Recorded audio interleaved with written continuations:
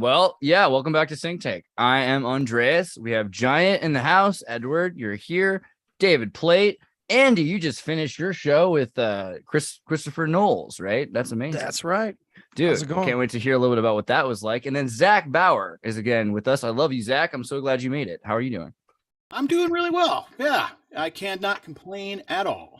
Well, I mean, you've been sending me a bunch of synchronicity work that you've been doing this week as well. I mean, ever since the Queen transitioned, as we like to say, and we now have the King, who's also there's like a bunch of paperwork on the idea that the Queen was supposed to die when she did. Might have even been just like kept plug in for that point, so that it's not on that day. And then the King is supposed to die within the next 6 years because there's like a 2030 thing with Britain that they're planning, and that's like the new money changeover and all the new designs of the money. So are they going to do it a little early, or are they going to just plaster his face on the thing? They're supposed to turn his face one direction because her face is the other. Every monarch has to flip. So there's a lot of stuff we could get into there. But I kind of want to ask you guys like how you're doing. I'm going to start with Andy because you just did the show that you jumped from. How are you guys doing, and what did you just do? Oh, you're muted. My bad. Gotcha. Yeah, I'm feeling awesome, man. I was actually surprised that I don't feel burnt out after like a 2.5 hour interview that I just did. But yeah, it went in directions I didn't expect. So I was really excited about it. I did mention that music band. Cocktail Twins? Yeah. Yeah, just near the end. But mostly we actually, because we're from the same neck of the woods and into the same music in a way, we got deep into the history or secret history of Boston hardcore music. Oh, nice. And how that came to be. And we're going to probably do a part 2 because honestly, we were kind of getting into some serious undertones of like, where did heavy music end up going after, it left the kids in the basement of the 70s and 80s, where did this angry fucking angsty music go? And it had legs, obviously. We didn't get into it on this interview, but I would like to eventually, because I think it's been co-opted so much, Yeah. I mean, like, Chris has done so much interesting work. His book on, the American gods or, comic book characters, Yeah, our gods wear spandex. Yeah. There it is. I love his work stuff. But yeah, so I mean, it was interesting. I wanted to bring up just Cockatoo Twins really quickly because you said that, because his obsession with Cockatoo Twins will lead you down a deep rabbit hole. And I remember just anytime the band has found out that their lyrics were tried to be made available on Spotify, and they're like, that's not possible. You cannot have possibly made our lyrics available. And of course, they're often wrong on purpose. So there's a huge thing beyond the idea of the music is a synchronicity in and of itself. David, what did you do this week?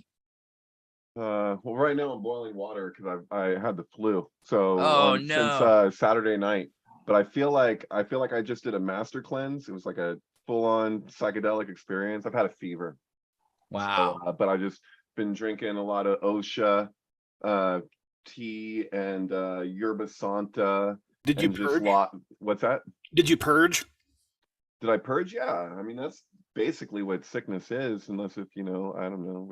Man, you know what the kids are saying though? They're like, just be grateful it wasn't monkeypox, right? Right. But, well, this would have been so much worse if I was vaccinated. So I'm happy that. Yeah. Theoretically, what? Okay, Edward Lynn. Edward, what about you? What did you do? Well, just been watching all this crazy royal BS. Right. A lot of things to talk about, though. A lot of weird stuff going on with I think I'm going to talk about the Prince Louise a little bit, but there we go. Just things that's going on. Harry's not allowed to salute and all that stuff. No, I've just been observing. Harry's not allowed to salute. Could you elaborate? No, he's not allowed to salute because it's only with working royals only.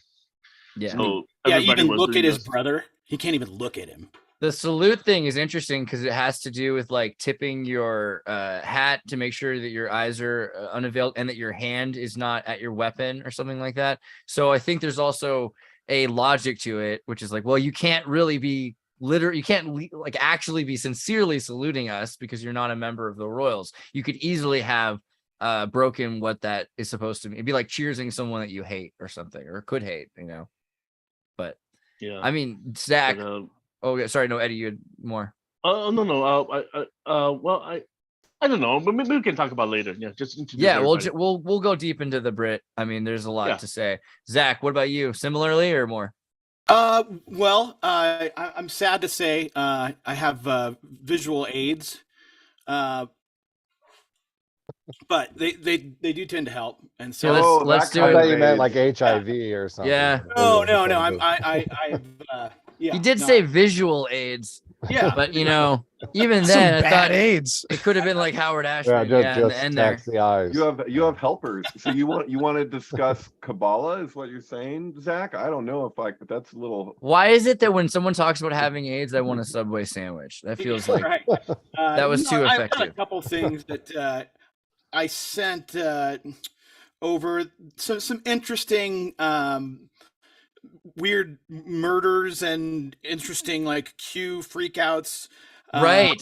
Yeah, that was fun. Also, some resonance with like 19 and 9/11 and some interesting stuff with the the third time we've had an earthquake in Mexico City in three different years on the 19th. So that's turned out to be a pretty dangerous day. But a couple other things, personal synchronicities with my newfound obsession with making cassette tape loops. Oh yeah. Which actually, this is really quick. So I'll just this super retro looking tape. I'm sure. I love those. Memorex, Is that Memorex. Memorex? Yeah, Both yeah. of us Yep. remembered it. Yeah. Exactly. My friend, he gave me a backpack, it was actually an NSYNC backpack full of cassette tapes, which has just turned out to be a really great repository for found stuff. But so without listening to what was on this tape, I was like, screw it, I'm just going to make the loop and we'll see what's on there. And so what are the odds?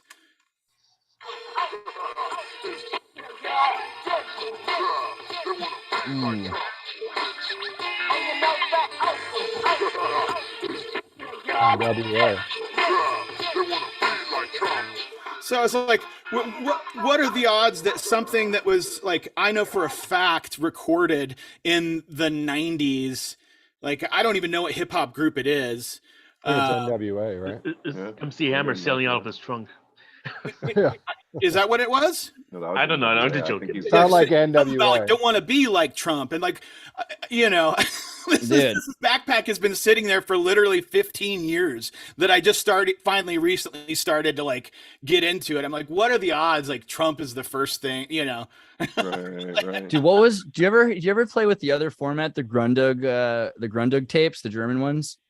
Oh, I went down this deep order, rabbit right? hole. No. Well, there's so basically right before the Philips style cassette came out, which was a Sony. They made the design available. There was a Grundig tape, and the Grundig tape was here. It is. Boom, the DC cassette, and this guy, had slightly better audio quality. Well, than it's a closed thing, so you don't have a bunch of dust and stuff getting in there. It's already it's made in Germany in the early 50s, and then they started making them more and more available, and that's where they eventually just ripped it off. Yeah, pretty good. Telefunken and those companies, Telefunken especially, Neumann, they made a bunch of really good stuff. Do you remember the changeover to CD when there was like cassette tapes that had like CD quality cassettes?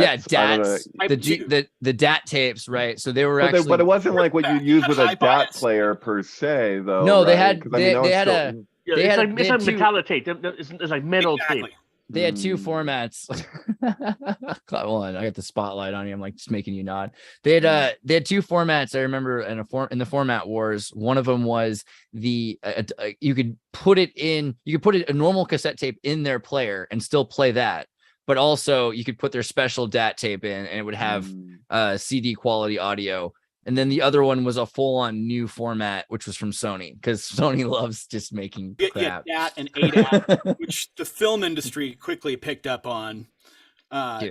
Those are really interesting technology. I learned a lot about recording formats when I went to college for audio production. So I could go on for days, but there's other more fun stuff to talk about, I'm sure. I want to know right away more about the head direction thing that you're talking about, because I have a bit of a sync there, which Zach is connected to. Would you say you're a little bit of a sync head? I'm a little bit of a sinkhead. You got me. That's the meme. Somebody, Mystic Poop or somebody. That I'm a little bit of a sinkhead. Let me know. If I try to talk about like reverse speech, what are you talking about? No, I want to talk about like what you were saying. People walk around the Kaaba, man. Well, why does the tape go the way it goes? The direction of where the head is faced So are you talking about English? You're talking about UK currency? You're talking about the money. Yeah. So every single face of royal, every generation has to be flipped the other direction. So what? Right? So what is their explanation of that? I don't really know what's the public facing right now? The queen looks like this, and then he's gonna have to look like that. That's the rule, and it's been that way forever. I don't know. Do they have like an official explanation of what they say that is? You know. Let's look for it. Maybe. Did you guys hear about this? That Australians are trying to vote King Charles out of the option. They want Steve Irwin to be on the dollar bill. Yep. Right. I'm all about that. I thought that was a joke when I first saw it. Oh no, they're serious. They're dead serious. They want the crikey. Face. Jesus Christ. Flip. Is it gonna say face a different way? Did you hear about that new? Right, it's gonna face left. It's not explaining why. Did you hear about the $50 the 50-pound coin? There was like a coding with the Elizabeth. It came out like briefly. Oh my god! If I can look it up. 50-pound coin. Yeah, because some kid cracked the code on the coin. Reminds me of the Janus, Janus. Right. Like the royal family, you're getting both sides of the same dragon. I don't know, because the family's extending on. Yeah, it's Janus faces both way. When you have a portal, right, where there's an exit and entrance, there's always going to be flipping of the faces. You got it. Yeah. I think it has anything to do with like left hand, right hand, or anything like that. Like a switching from one pendulum swing to the except other. I doubt they're going to switch from the left hand path unless they're going to go to the left hand path. In which case, have they not been on the left hand path? I don't know. That's fair. But I mean, speaking of left-hand path, I almost forgot. I couldn't believe no one mentioned last week. I caught that show just yesterday with the author. William Ramsey stuff there. But I can speak to this on some level of authority, being that I was initiated by the Secretary General of the OTO into a what would you call it? I guess a kabbalistic order. Did you guys share mixtapes? Like, what was the lead up? I mean, that's the next degree. But I was surprised that no one brought up the whole sacrificing children thing, just being an allegory to jerking off. Like, it used to be spilling your seed, especially like as a Plymouth Brethren, was like a sin because you were. Oh, interesting. Oh, are we talking about this with Crowley? I got something to say to that, but I didn't say when we had our friend on. So as I'm open to, I've been interested, like for years, I've been like, what do we got? Because people say these things about that with that. And I'm like, so the best that I know is that I think it's just in book 4 and maybe a couple other places where so the thing with Crowley is that he covers everything. So he's going to talk about everything if it relates to magic. So like he covers child sacrifice, he covers all kinds of shit, but there's a distinction to be made between when we're saying, because he's acknowledging this, like even like if any anthropologist was to talk about what people did, like Fraser or something, if we took like some Fraser, he's talking about this, it doesn't necessitate that. I have yet to see. Maybe it's possible. Maybe I should have said this more overtly. It's just the way the conversation went before with William. But like I don't know. Like I have yet to see the evidence of an acknowledgement from him that yes, I did in fact do this myself. All I have seen is him like discussing and acknowledging the phenomenon. I mean, looking for a pedophile, which famous person was or wasn't. It's kind of like it's like Glass House of Stones. I don't know. It's a lot. It's hard to pick a side. It's not like we're talking about somebody who was really protective of like how he looked to other people. He didn't seem to care, which in and of itself is kind of like something to be said for, but is Crowley canceled? I mean, what the hell? Like, but it's like kind of Anton LaVey would like look crazy and scary and not do a lot of evil stuff in public so that other people eventually, I think, could, because now you're like, okay, well, who's to say just because that guy is doing all these things that have become more and more socially acceptable. Who's to say that's evil? And it's harder to pick out of the crowd. I think Crowley's association with people, that some of those people went on to do a lot of horrible things because it made it popularized, it made it socially acceptable, at least in some demographic. Right. It also had people relating to things that were perfectly natural as like okay, and so that's was true. I mean, there is a big extreme dogma, so it's a total pendulum. Footloose is about Aleister Crowley. I think that's the only reason that movie exists, and we can all admit it. Footloose is about Joe Biden, because Joe Biden was the one who said he wanted to freaking arrest all my friends for throwing dance parties. I've got to say this. Speaking of child sacrifice, just look at everybody who sacrificed their first child, and Joe Biden's one of them. Right. Well, I mean, come on. Allegedly, you gotta be careful about these things the way you speak. But Zach, hold on, go ahead. So, yeah, I ultimately I wasn't there, and I don't know, and I don't have a dog in the fight as far as like. Thank you, Oprah. Do I think that Crowley didn't do a bunch of screwed up stuff? No, he was like a dickhead. And I'm almost positive there were some really bad things that went down in Italy at the Alley of Thelema that like led to him getting his ass kicked out. Really, really gnarly shit. But which would be relatively normal stuff today. It might have just been doing sexual workshops in front of kids, which is not that different than 2022. I mean, that's where we're at. Exactly. But that's also the point. It's like we've gotten to a point where that's socially becoming acceptable. Slow rollout. Did you hear last week? I guess some teacher got fired because she had her children refer to pedophiles as minor attracted people. Oh, at least she got fired. I thought you were talking about the huge prosthetic breast teacher. Do you see that one? Oh my God! Is that not a troll? It has to be a troll. I was thinking they were going to cut their hand off. I imagine this is like a friend of the person that got fired for saying you have to call your pedos minor attractive person. You know what I mean? But maybe not. Maybe that's also part of the ruse is to get. But this is an interesting point if it's not a troll, because saying, hey, look, my idea of what a woman is this, and that's what makes me feel good, and you can't take that away from me. And that's where we're going. And pretty soon you're gonna have teachers dressed as cats, and that's okay, I guess. I don't know, but maybe that's a good segue into that one that I sent you, Andre. With Shannon Cox, the guy that cut off his own leg.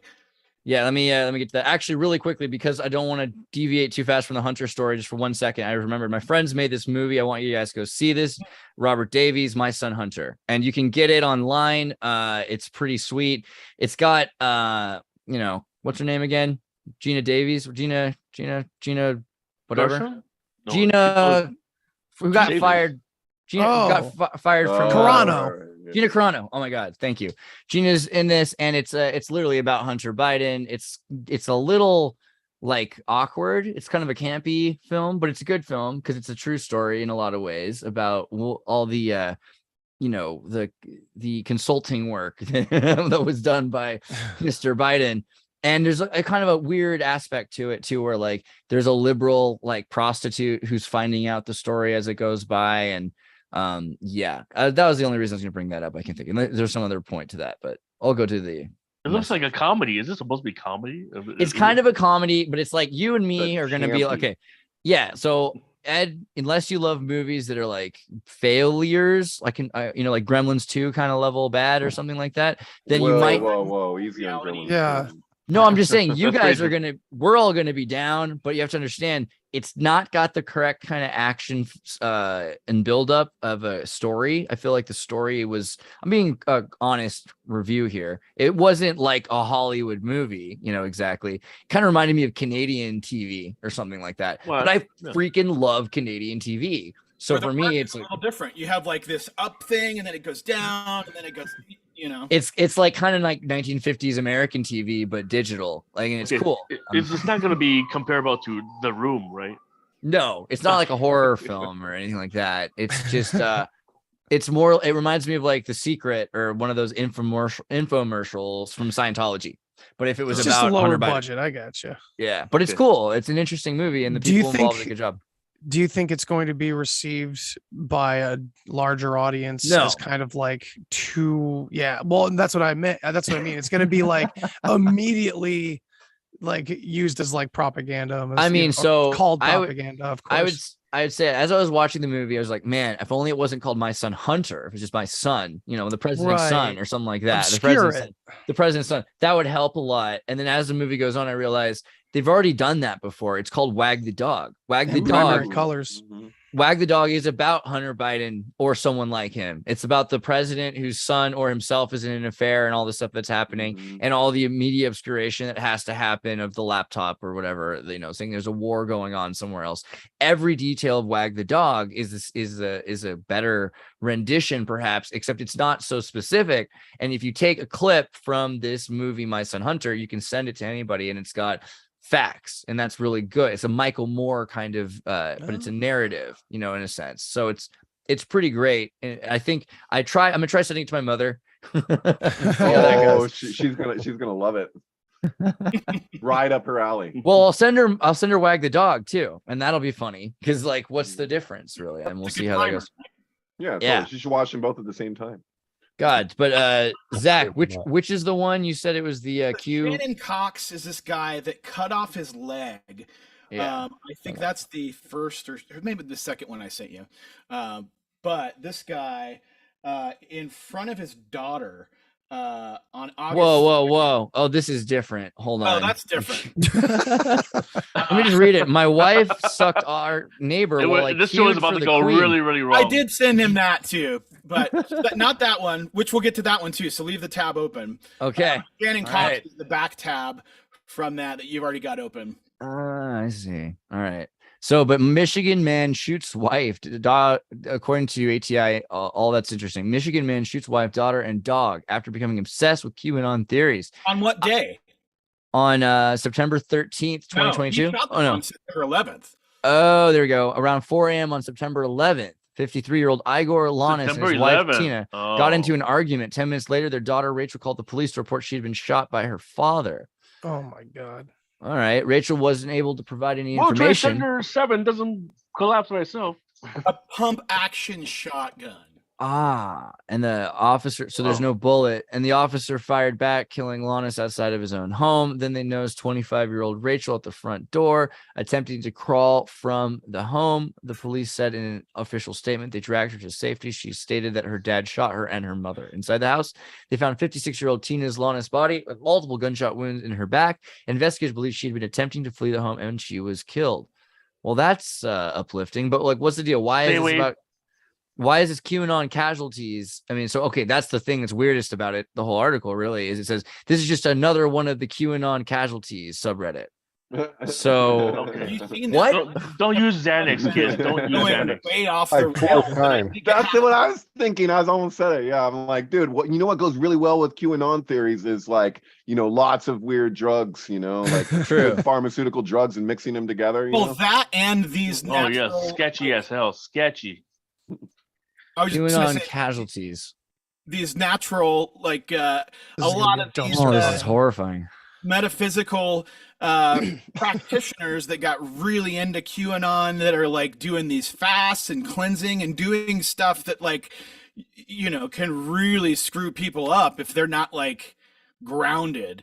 And so you see people that they're already kind of screwing with their reality tunnel, and when the cognitive dissonance burns so good. This is the dark side of the internet that I just don't go to. You know what I mean? I don't look at the crazy tin pot, crackpot theory, conspiracy the theory. Medicine doctors that are QAnon. Yeah, there's they're deadly. Yeah, I mean it's true. Wow. So in other words, it's kind of interesting because I think the way we're looked at, we the people who are the fourth estate, and we bother to investigate. So by the time Shinzo Abe's buried and people are hearing about the story for the first time, we've already spent the last day researching it. We know it instantly. I've got a guy in Japan telling me right away as soon as Shinzo Abe's been shot. So we're all there together in this swarm of data and everything. That's scary to them, right? And then they're saying, oh, well, we've got this place that's been filtered. There's no pulp. There's no bugs. It's safe. Oh, maybe there are bugs, so they eat bugs. But I mean, the point is that the conspiracy theorists, they're crazy because they're sharing information,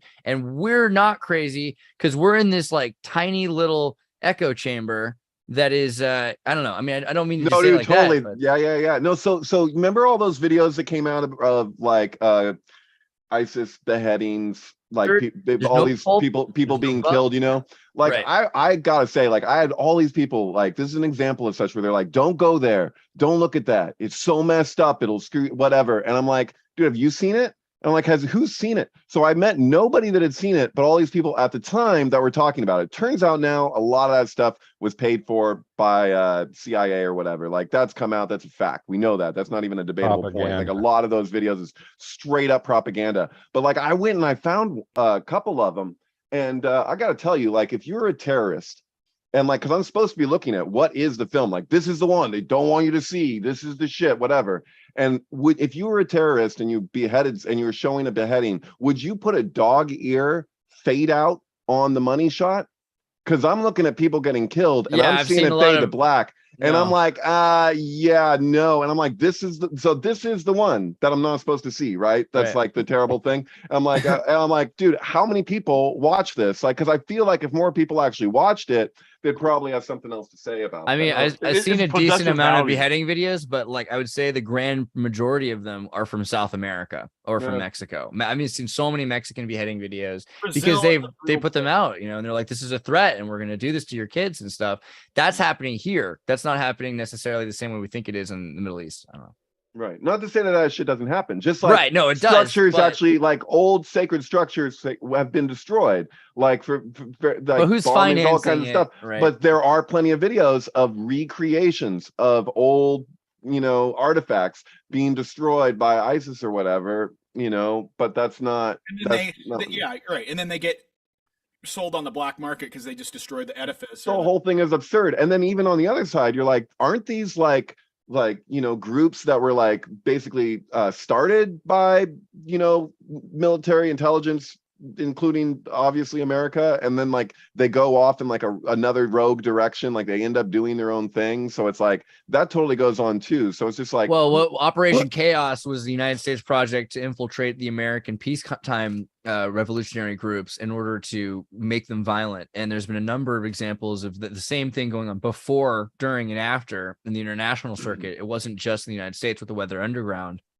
But they taught the Weather Underground about violence, and they taught them about Social Security hacking and how to get Social Security numbers for people for drafts. I mean, Obama's connection to the draft dodger King from Colorado, who's getting all these old, datas. But you know, the Qutb Egyptian revolution that led to the Taliban, where and then eventually what we consider. I was trying to say earlier, in certain cases, right? Well, Qutb was brought to America. He saw a bunch of crazy stuff. He saw people dancing in the streets, saw chocolate cake, and he didn't like where Egypt was going. Thought it was like, hey, we should talk about this, and then the CIA tortured him, right? And when the Egyptian government using CIA torture manuals, and so after that, he's like, whoa. Okay, wait, these guys aren't, I knew it. I knew they weren't just offering me stuff at the mall. This was all, a facade for something way gnarlier. And the amount of groups that were trained with CIA torture manuals, including Al-Qaeda, I mean, it's not something you can really ignore. I mean, I guess people can. You know, the Al-Qaeda, so my ex, Amy, I think you met her. Did you ever meet Amy? Anyway. Yeah. So maybe I shouldn't, I'm not going to name names specifically, but both her sisters were with ex-Marines. And on one Christmas, I had a long conversation with them and it got really interesting, talking about some crazy shit. But they both told me that oftentimes when you hear Al-Qaeda, that generally speaking, that either means we don't know who it is or what's what, or it was us. It's like UFO. Yeah. Shit. And I was like, oh, okay. So it's just like, it's like a go-to term. Also, like a lot of this stuff, like when I saw some of these like fake ass beheading videos, it reminded me of like the Ecumenical Liberation Army from the movie Network, where it's like, this is just pushing a feeling. It's just pushing something onto the public. Yeah.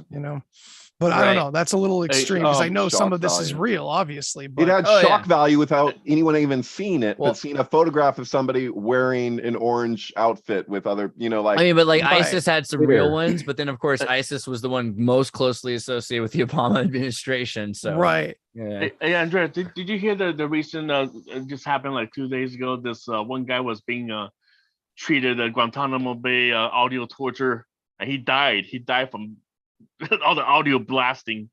Man, I guess his eardrums burst. Do you know? I sent you the link, but it didn't go through. They're playing the Barney theme song. Okay, I don't see. I do. Barney, I, no. Actually, they actually named the song. I do have the song Spotify. Is the Baby Shark. It's the I have Baby the- Shark dance. I have the Guantanamo Bay Spotify playlist, and like I unironically enjoy listening to, Let the Bodies Hit the Floor, and Oops, Hit Me Baby One More Time. I get it. It's a good playlist. I just sent it to you. I just sent it to Twitter. Is this it right here, buddy? Is this a U.S. contract? No, not this. No. Twitter. Oh, okay. Twitter. I don't see it. You sent it in the more there we go. Okay. Oh yeah, the message. Oklahoma inmate suing over alleged baby shark torture found dead in his cell. That's for real. I thought you were this isn't making a joke. Guantanamo Bay. This is Oklahoma. No, I'm saying that's what they did in Guantanamo Bay. The style. Well, they also did this to Noriega. The documentary that they turned into the Soderbergh turned into a film. The Man Who Stared at Ghosts, the documentary, and the second chapter is called Funny Torture. And it covers that entire chapter. It covers exactly how they treated people in the Guantanamo Bay, blasting from Barney to Megadeth. That's a technique that Aquino really popular on it. It's a mind war tactic. It's he did it in Vietnam. Yeah, he did it. There's a connection. I forget exactly what it is, but you'd mentioned someone mentioned Weather Underground, who I actually saw Bill or William Ayers speak in Boston, and I want to say 2002. I graduated high school early, went on a Greyhound trip, and this is on the same trip that I met the guy that interviewed. I had falafel with John Zerzan, who I was surprised to see him interviewing Ted Kaczynski on Netflix. That was the only guy that Ted Kaczynski would let interview him, was this guy John Zerzan.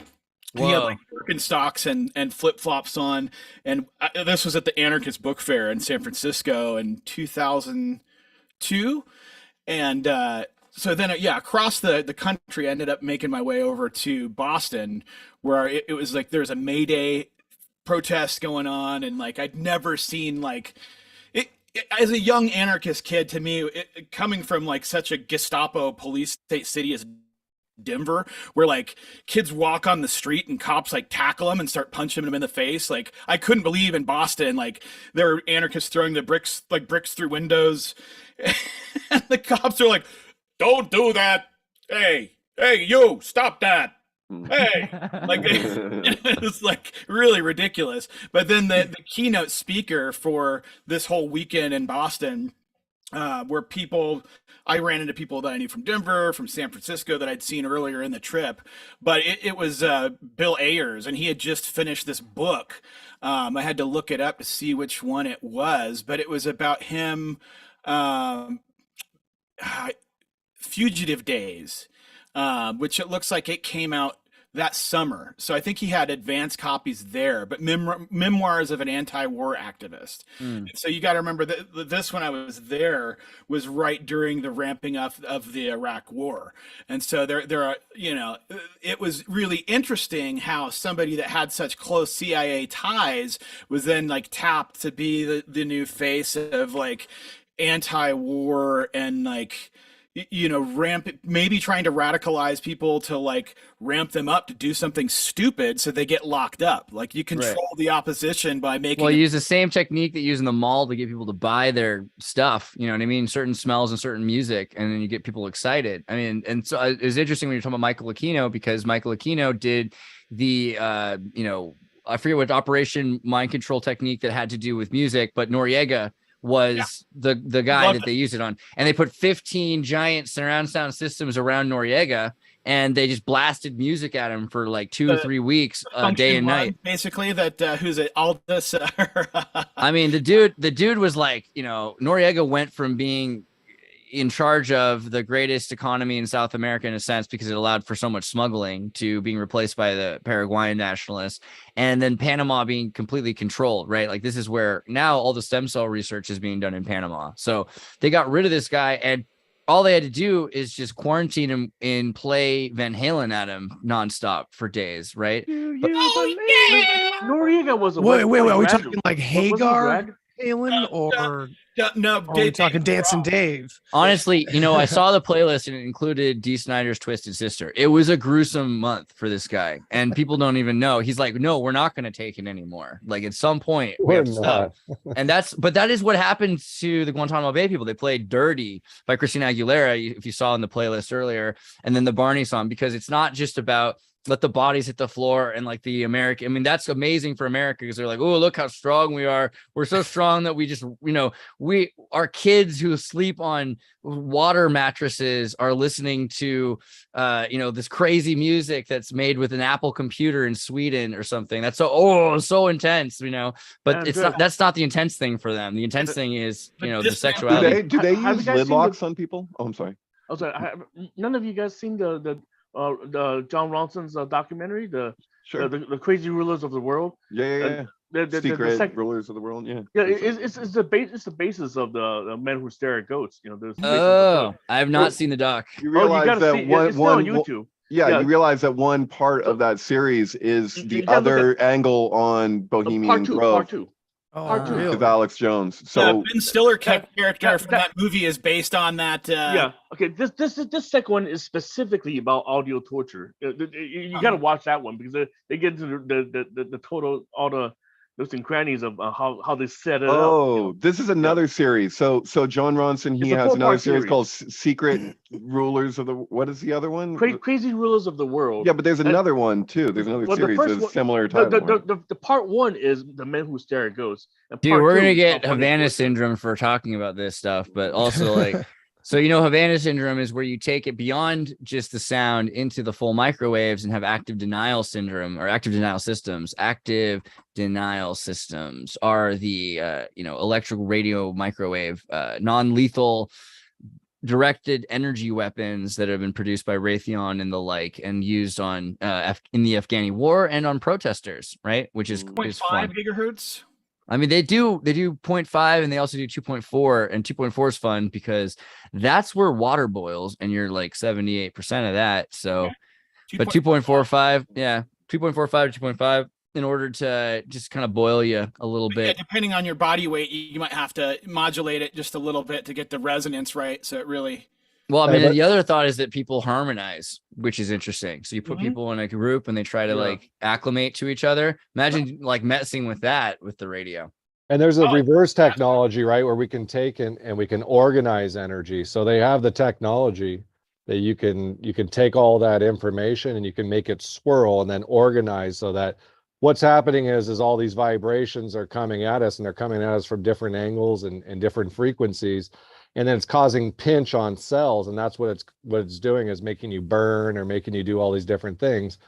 If you could take the energy before it hits you, basically it's like a shield. It takes it and it organizes it so that it all flows together. Then it won't do that pinching mechanism, and it doesn't have an effect on you. But what is the pinching that you're talking about? I mean, because if you have a wave going, a microwave going like this, and then another one like this, and then they hit your cell at the top of your cell and the bottom of your cell, it's going to pinch your cell, right? Okay, but if you make it line up, it's not how you shatter a glass. Yeah, if you organize it and you make it line up, then it doesn't do that pinching because it's actually the waves they organize together. Right. They call it sympathetic waves. Yeah, force them into that sympathetic vibration. Pattern. Yeah. It's the same reason how sound can break glass, right? I mean, it's basically just it's causing it to wobble because it's out of sync. Dude, I like that what you were just looking at because the way it says it was originally like written off as mass hysteria. What did it say? Yeah. See, hysteria is that there's the stages of truth right there. It's all It was making headlines a lot last year. I mean, a lot of people was saying it was initially. Oh yeah, dismissed as mass hysteria right here. Yeah. So researchers. So the funny thing is, I was saying, of course, that's what they're going to say is that we're talking about something made up. But interestingly enough, it's been socially accepted by like Medicine Net and if you go on BBC and a lot of people talked about this. It's an acceptable thing. Develop the technology. They're just saying Havana syndrome is a series of debilitating symptoms that first affected U.S. intelligence officers and embassy staffers stationed in Havana, Cuba. In late 2016, in the following year, American diplomats in different parts of the world reported similar symptoms. I had heard about this obviously a decade earlier in Spain. There'd been a guy who had died, and then that happened again in 2017. And there had been some questions about McAfee even. There's, because his associations with Lockheed and Raytheon, that he was involved with active denial systems, ADS, in South America, which was a big thing. There have been a number of circumstances where people have gotten sick. There's support groups for people that have burns all over their faces and all sorts of crazy stuff. And people are like, oh man, you have just a psychosomatic condition where you're so stressed out about the government that your face is getting all red and you're dying. And it's like, well, I know that, I suppose that is possible, but Occam's razor would suggest that there are things that could be there to, I don't know. That's where I. This is important then that people understand this is, because this is the kind of stuff, information that people have fear over, is that they think that this technology, there's no way to stop it from happening to anybody and everybody, right? And that includes us. But that's why I'm mentioning it, is that there is information out there, this is buy yourself a tinfoil beanie.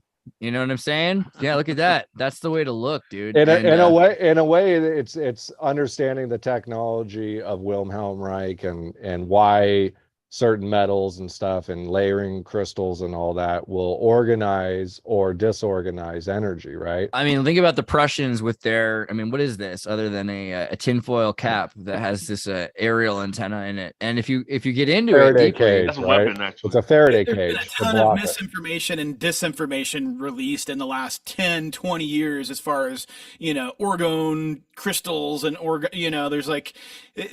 Yeah, you have to wade through the bullshit and understand it really Yeah. in depth. Instead of having someone sell you something, you can actually make it. It's actually pretty easy to make. It is. It's toxic. A lot of the stuff, this yeah, sure. The Chinese have been making a lot of orgone, and of course you can just use like whatever kind of resins. I've seen some amazing things from China though at the same time, like where they put actual atomic radioactive elements, small isotopes, and probably some people think it's dangerous, some people think it's not. I'm not even going to weigh in on that, except to say probably be careful, but I'm not a doctor. But they do make weird orgone. Radium clocks or just I'm starting to have some weird sync with Stranger Things. How it made it brought back Kate Bush's song, Running Up That Hill. But people, Sisyphus. Yeah. But people also talk about why didn't the other song on the same album, Cloud Busting, All right, that's coming. That's coming. It'll be. That's coming. That's next season. Yeah. Because Cloud Busting. Donald Sutherland plays Wilhelm Reich. Dude, please. The whole music video is about the Cloud Busting. Yeah, Kate Bush plays the daughter of Wilhelm Reich, who's played by Donald Sutherland in the Cloud Busting video. Oh, yeah. Did you know that Wilhelm Reich's kid wrote a book, right? And it talks about like being in the car in a convertible, flying through the desert like as fast as the car could go, while he had to hold some device that had something to do with like harnessing the lightning, like it was during a lightning storm. It's like insane stuff that they had to. And they're dragging it up that hill, and it's this freaking awesome. Up that hill again. Run up that hill. Listen, well, I think did we talk about? Thanks, Dr. Seuss. Right? Yeah, it's epic. Did I bring it up on this show about the connection with running up that hill and the 2012 Olympics or whatever it was, with the opening ceremony with the friggin' Grim Reaper? The Zion Olympics, yeah. That ridiculous opening ceremony with the Grim Reaper hanging over all the hospital beds with the nurses and children and everything. Yeah, Kate. There was a remix of Kate Bush's Running Up the Hill in this opening ceremony. What? That's right. That's true. That's what? Absolutely true. Oh, she went to Juilliard, right? That's what we have to blame for this. Well, that ceremony was directed by who's the director of I don't. Train Spotting. What's his name? Slumdog Millionaire guy. Yeah. Yeah, he directed this whole ceremony. So really, Danny Boyle. Yeah, Danny Boyle directed it. Yeah. That's well, there's also a giant there's a baby, a 3D printed baby, dude. At one point in the middle, they have like this a light show going on that's just clearly a virus spinning around and around and around. It's pretty wild if you can find. So did he direct it or did he write it too? Like what? I don't know. I'm pretty sure he's handed a script because it's just like beyond what a filmmaker can. Yeah, where did this come from? The whole thing is like just like vaccinations. So they're using There the it energy is. to push out viruses, that. right? They're using the frequency to pinch the cell to push out the virus. Bro, this is what it literally became. After all the children and nurses in hospital beds were taken away by the Grim Reaper. Well, that makes sense. And also I posted recently, also in 1992, the Barcelona Olympics also used the spike protein as part of the opening ceremony. Yeah. I mean, you guys remember X-Files season 10, right? God, I don't. Oh, dude, so key. So basically, she has this dream sequence, which is such a soap opera because at the end of the season, they're just like done. And I think they only had like 6 episodes or something weird like that. And then in season 11, but yes, yeah. But she wakes up at the end of the season and it's like, oh, well, no, none of this happened. Go back to sleep. Everybody go back to sleep. Right. Well, that's a very X-Files thing to do. But the idea is they meet, obviously the tall man or whatever it is, he's dying, but he's got some virus mutation that's keeping him immortal, and the aliens are coming, and then they're gonna, they already sent some DNA to give to some humans so that those humans can survive, but then everything else is gonna get wiped out, and then everyone starts getting sick. And they get sick wherever they've been vaccinated. Like if they've had a shot or something, they get like military Gulf War syndrome and things like that. And it's all starts to unravel from wherever they've affected or mutated their DNA. And at the end of the season, just like a giant freaking UFO pyramid lands over them. And they're like, what? You know what I mean? Until they wake up. Yeah, it's just like white light. Yeah. That at some point too. Say again? The bees end up being a returning thing that plays into that. If I remember correctly. What was the deal with the bees? I don't even remember the bees. So the bees were what ended up pollinating the crops with some genetically born with the age thing that had to do with the black goo as well. Dude, the floor. Oh, they got me. I didn't even get the Kubrick before. That's brilliant. I don't know. And you know what, hey guys, I gotta jog on my memory a bit because when I was a kid in New Jersey, I watched this TV show. I could not remember the name of it, but it's basically it's an alien invasion, and then I remember the scene where a bunch of humans were stuffed into this honeycomb, like being fed to the bees honeycomb, basically. There's a Facebook group for that. I'm not on Facebook anymore, but there's a group for like, what is that show or movie that I can't remember? And you put something in there and you'll get like 100 responses. I was like 4 years old when I saw it. I was like scared of Jesus out of me. But basically, you can see hot rotten bodies inside the honeycombs. Like, dude, that 1977 movie Wasp Women, which I thought was about white Anglo-Saxon psychopaths, but it actually has to do with but it's a good movie nonetheless, and it has the whole thing with the hexagons. Anyway, yeah must be a lot of shows then. I don't know. We should definitely find it though. But I remember also in the most recent, what's that new Netflix movie, The Family, that has to deal with the aliens? Oh, Netflix Mac Family movie. Oh god, I can't remember this either. There's a movie. There's the Mick something family, and they go to college. Oh gosh, what is this? Netflix movie. Actors. No, CGI family movie, AI Facebook. Pal is the name of the character. I can't remember. Dude, someone has to send me that. If you guys can remember this movie, it's about like it's a CGI movie where a girl has to go to college for the first time, and the family drives across the country to go to college, and there's like a dystopic thing going on, which is that Facebook or whatever the company is about to upgrade their new AI. Pal. You mean the one with Tom Hanks in it? I don't know, but you have kids, so you might have seen this one. I mean, right? But it's called Pal instead of Hal, and then they have to upgrade it, and the AI gets really upset. Yes, it's not the one with the Emily Watson. I mean, what's her name from Harry Potter? Emily Iwas? No, it's called. Is it like in a computer? No, they go to the place. They go to like the college, and like it's in Silicon Valley from California. Like family from Wisconsin goes to college. AI movie. What is it called? Is there like the AI takes over? It's like an iPhone sort of. Somebody's got to know this one. Is anybody? This was in the 80s or No. This just came out like recently. Like CG. Yeah, CGI movie 2020. I think it is. Family. Someone should know this. I don't know. Whatever. We'll figure it out at another point. Utopia. You guys seen Utopia?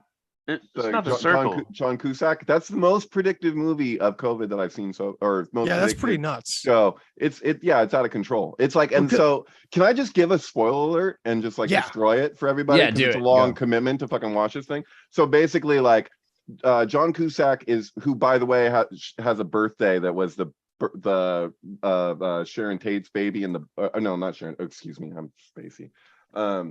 Mia Farrow's character in Rosemary's Baby, her date of birth, as said in the book, is John Cusack's birthday, same day and year.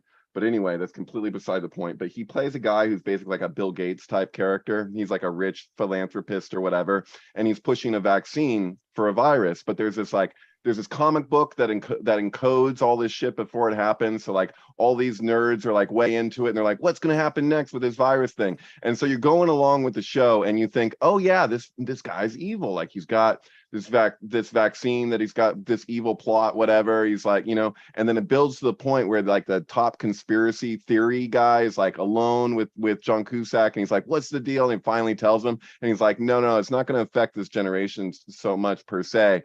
It's going to be that the children who get it, so like really we're after the kids. So when the kids get it, as they get older, they won't be able to have children. And so they know that it'll affect them in this particular way or whatever. So they're like, there's too many people. Like, and so even the head, like the conspiracy head guy, he's like, oh, wow, maybe that is the right thing or whatever. So that's where it goes. So that's the big reveal, is like, oh, maybe they are doing the right thing by doing that, It's not a genocide. They're just not going to be able to have kids. So it's a sterilization thing. Is it the Mitchells versus the Machines? There it is. No, that's a great. Yeah, I've seen that one. That's fucking great. What? You even know what I'm talking about? I had no idea what you were talking about. Pal, I don't even. This is why I can't. Wow, that's a really cartoony looking show. You know what? I'm sorry. I watched it too late at night. But I didn't ring a bell when you were describing it. This movie. This is why when everyone says careful, Andreas, don't do spoilers. I don't even care, because nobody even saw the movie I saw. They didn't see the side of it that I saw apparently. But Robots Meet a Family Road Trip, Mitchells versus the Machines. This is a family-friendly movie I recommend to like anybody of any age, at any time, of any sobriety. It is a crazy movie, but it is good for kids and good for adults. And the idea is that, like I said, the guy creating the company, he's created PAL.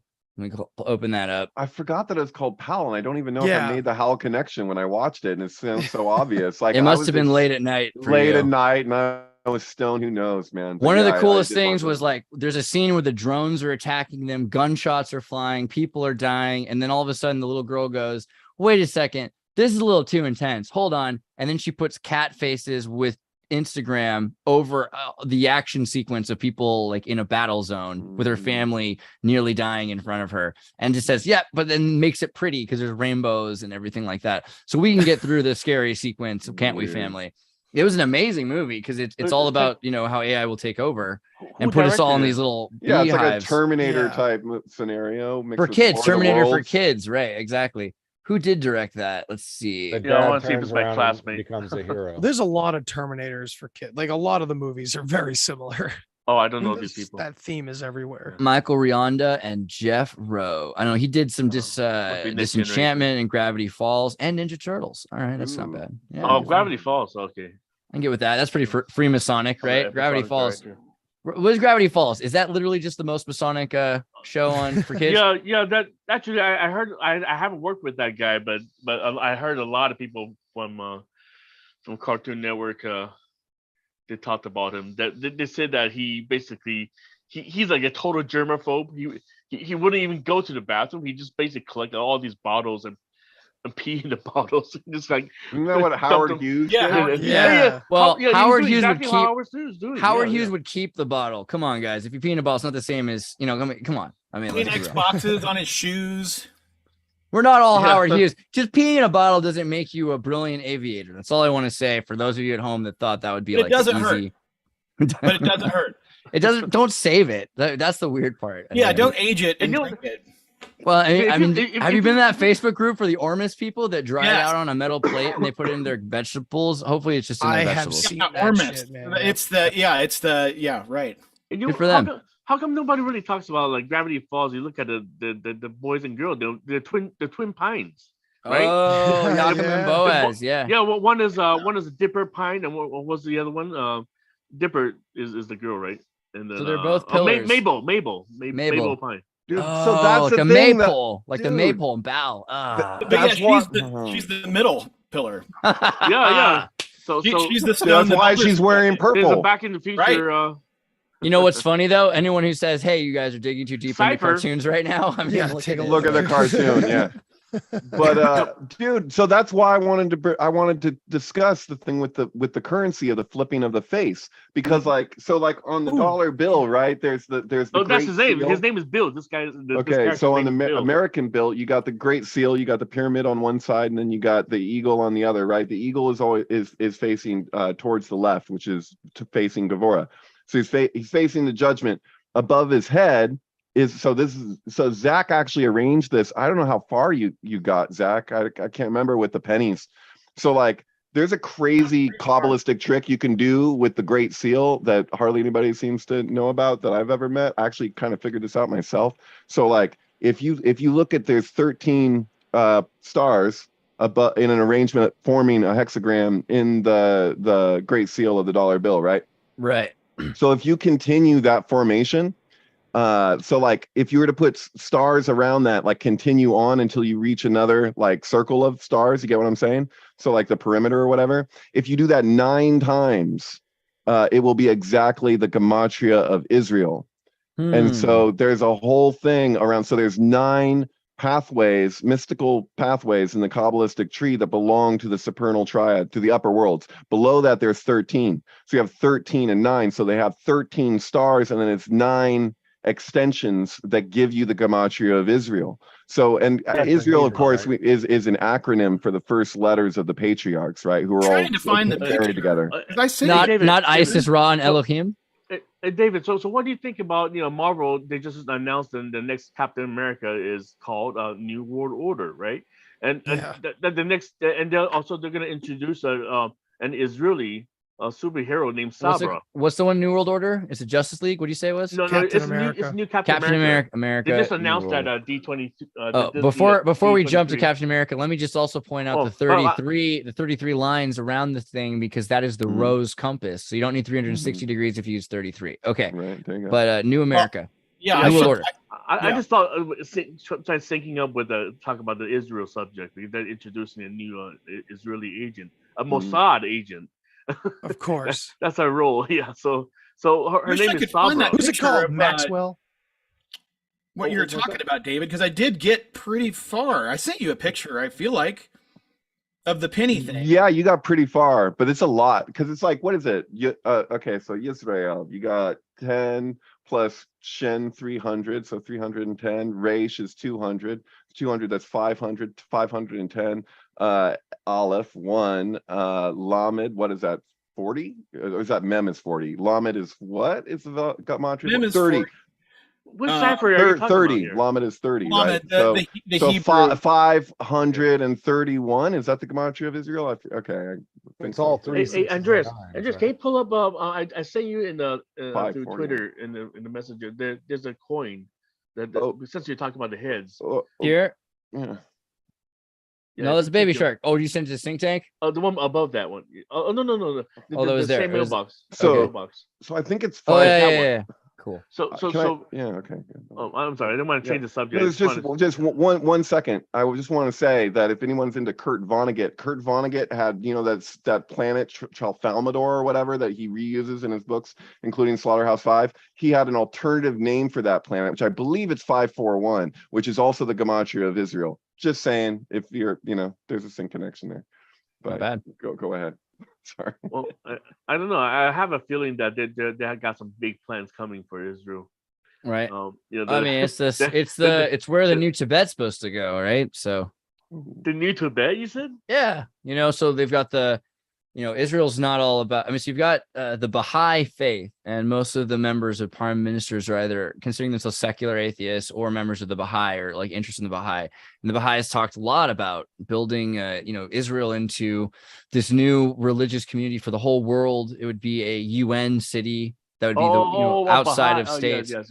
And there's so Israel's supposed to be a place where all the religions are allowed to go, because they'll be underneath this super religion that Baha'i is trying to build, that Sophia Hurst and everybody were a part of. I don't know if you would want me to say it, but there's a person involved with Sync that their father is the psychologist for the Baha'i faith, for the leader. He's like the main dude and grew up in where in Israel is it?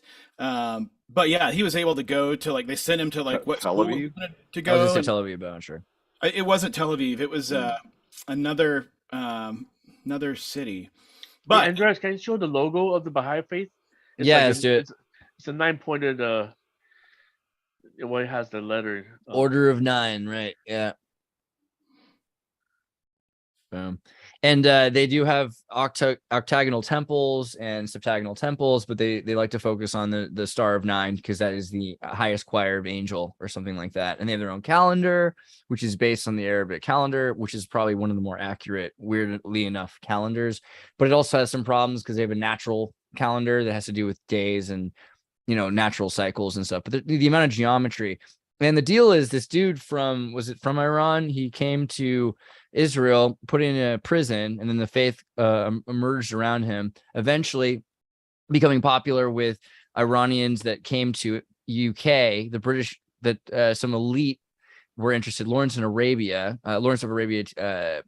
T.S. Lawrence talked to Phoebe Hearst. Phoebe Hearst became converted. She started spreading the word, and then lived happily ever after until she died of the great influenza a few years later. But then that connection with the 7 and the 9, right? Because you said that there's a right. 7, like there is here in the 9, where this is that 7, 8, 9 thing that they this do. is literally that. This is literally that joke to like the most Because intense artistic level. The 9 is the way out, right? If you connect all the 9 major, spiritual systems, right? Which there's pictures of, like the Pope and the Dalai Lama and all these guys all together, right? They're all playing the same game, and they're playing it together. And once you connect all the most important pieces of all 9 of these religions, then that's the way out. If you understand what is the most important values of all these 9, that's the way out of this place. But until then, you're going to keep getting the 7, and the 7 is the sickle. And the sickle is going to keep on reaping the harvest, which is only going to get the purest out of it all, and then separate the wheat from the chaff. If you're wrong and incorrect and you're doing the bad things, you're going to get reaped, right? So in a bad way. This is a thing, 1968 Israeli shekel. I'm bringing this up mainly. I mean, it's interesting. You got the 2 pillars, or the scroll, the Torah, but it kind of looks like the Twin Towers.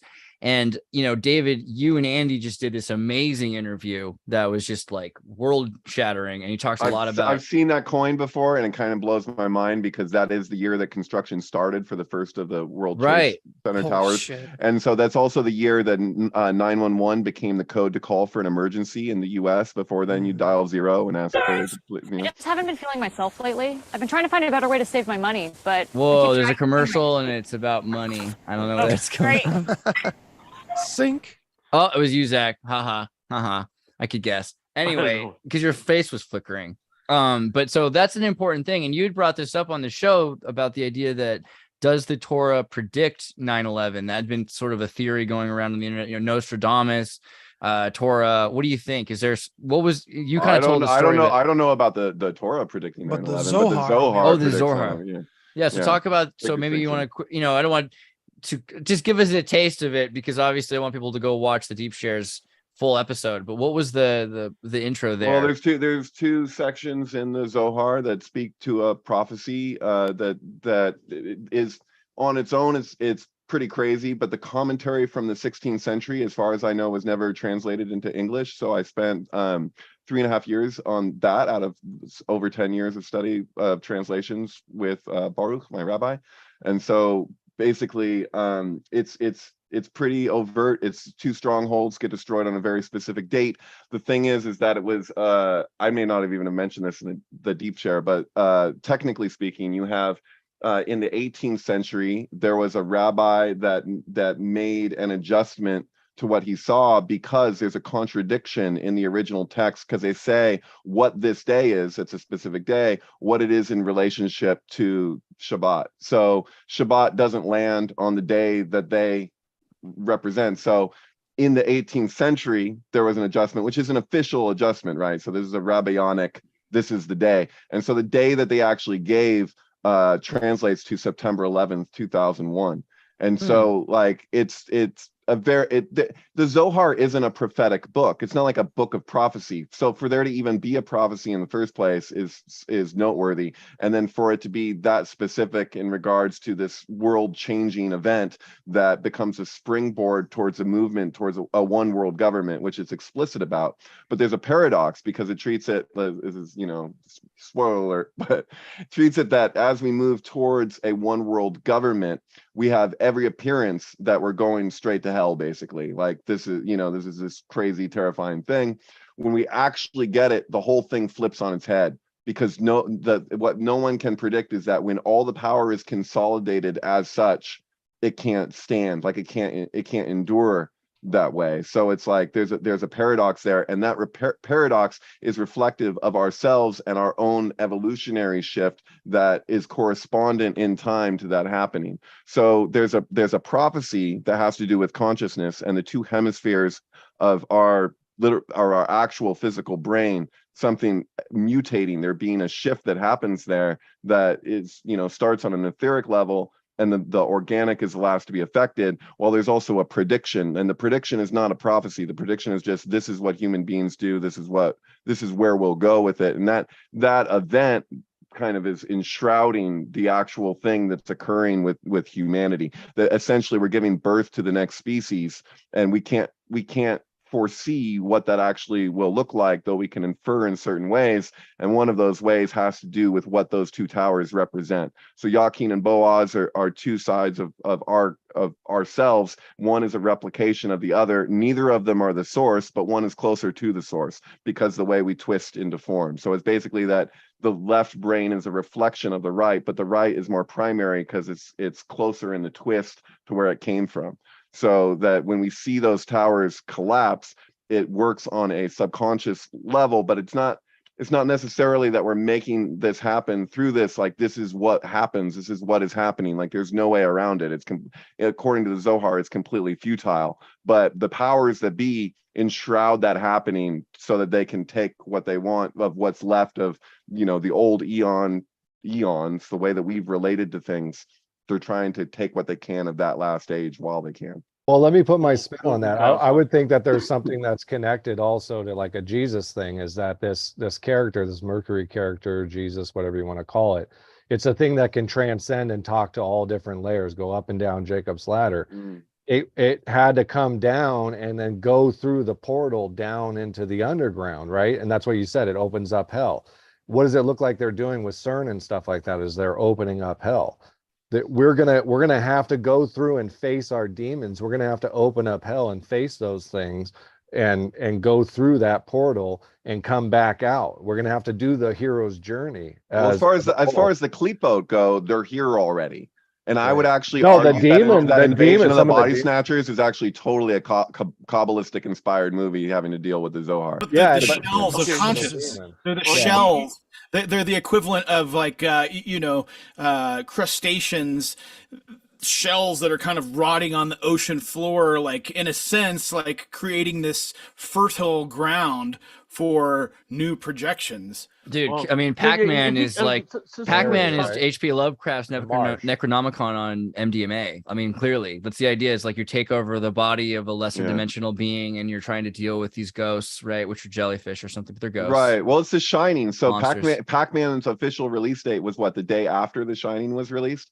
So like, and so what are they? You got a maze, you got running from ghosts, you got this whole thing. But I really agree with what Hey, Johnny, since you brought up the LHC CERN, well, what do you think about the statue of Shiva? Why was it donated by the Indian government? Because Shiva, doing there? The thing. They're lying. Why was it a sacrifice ritual? Shiva is not Shiva. There's nothing wrong with Shiva. This is the problem that they're trying to sell you with the Christian point of view and the propaganda that they placed on us as Westerners for so long, is they make us believe that Shiva is actually associated with the devil, but Shiva is not. Shiva is destroyer. No, yeah, but only the destroyer of evil. It's a destroyer of things that have gone wrong. This is why we can't live a long life, is because eventually we get corrupted, or eventually it becomes futile the way that we're trying to live. Why would you try to live forever? What lives forever? The vampire. You see what I'm saying? This is actually something that is demonic itself, is to try to live forever and suck the life out of new life that can come and bring new ideas and creativity into this world.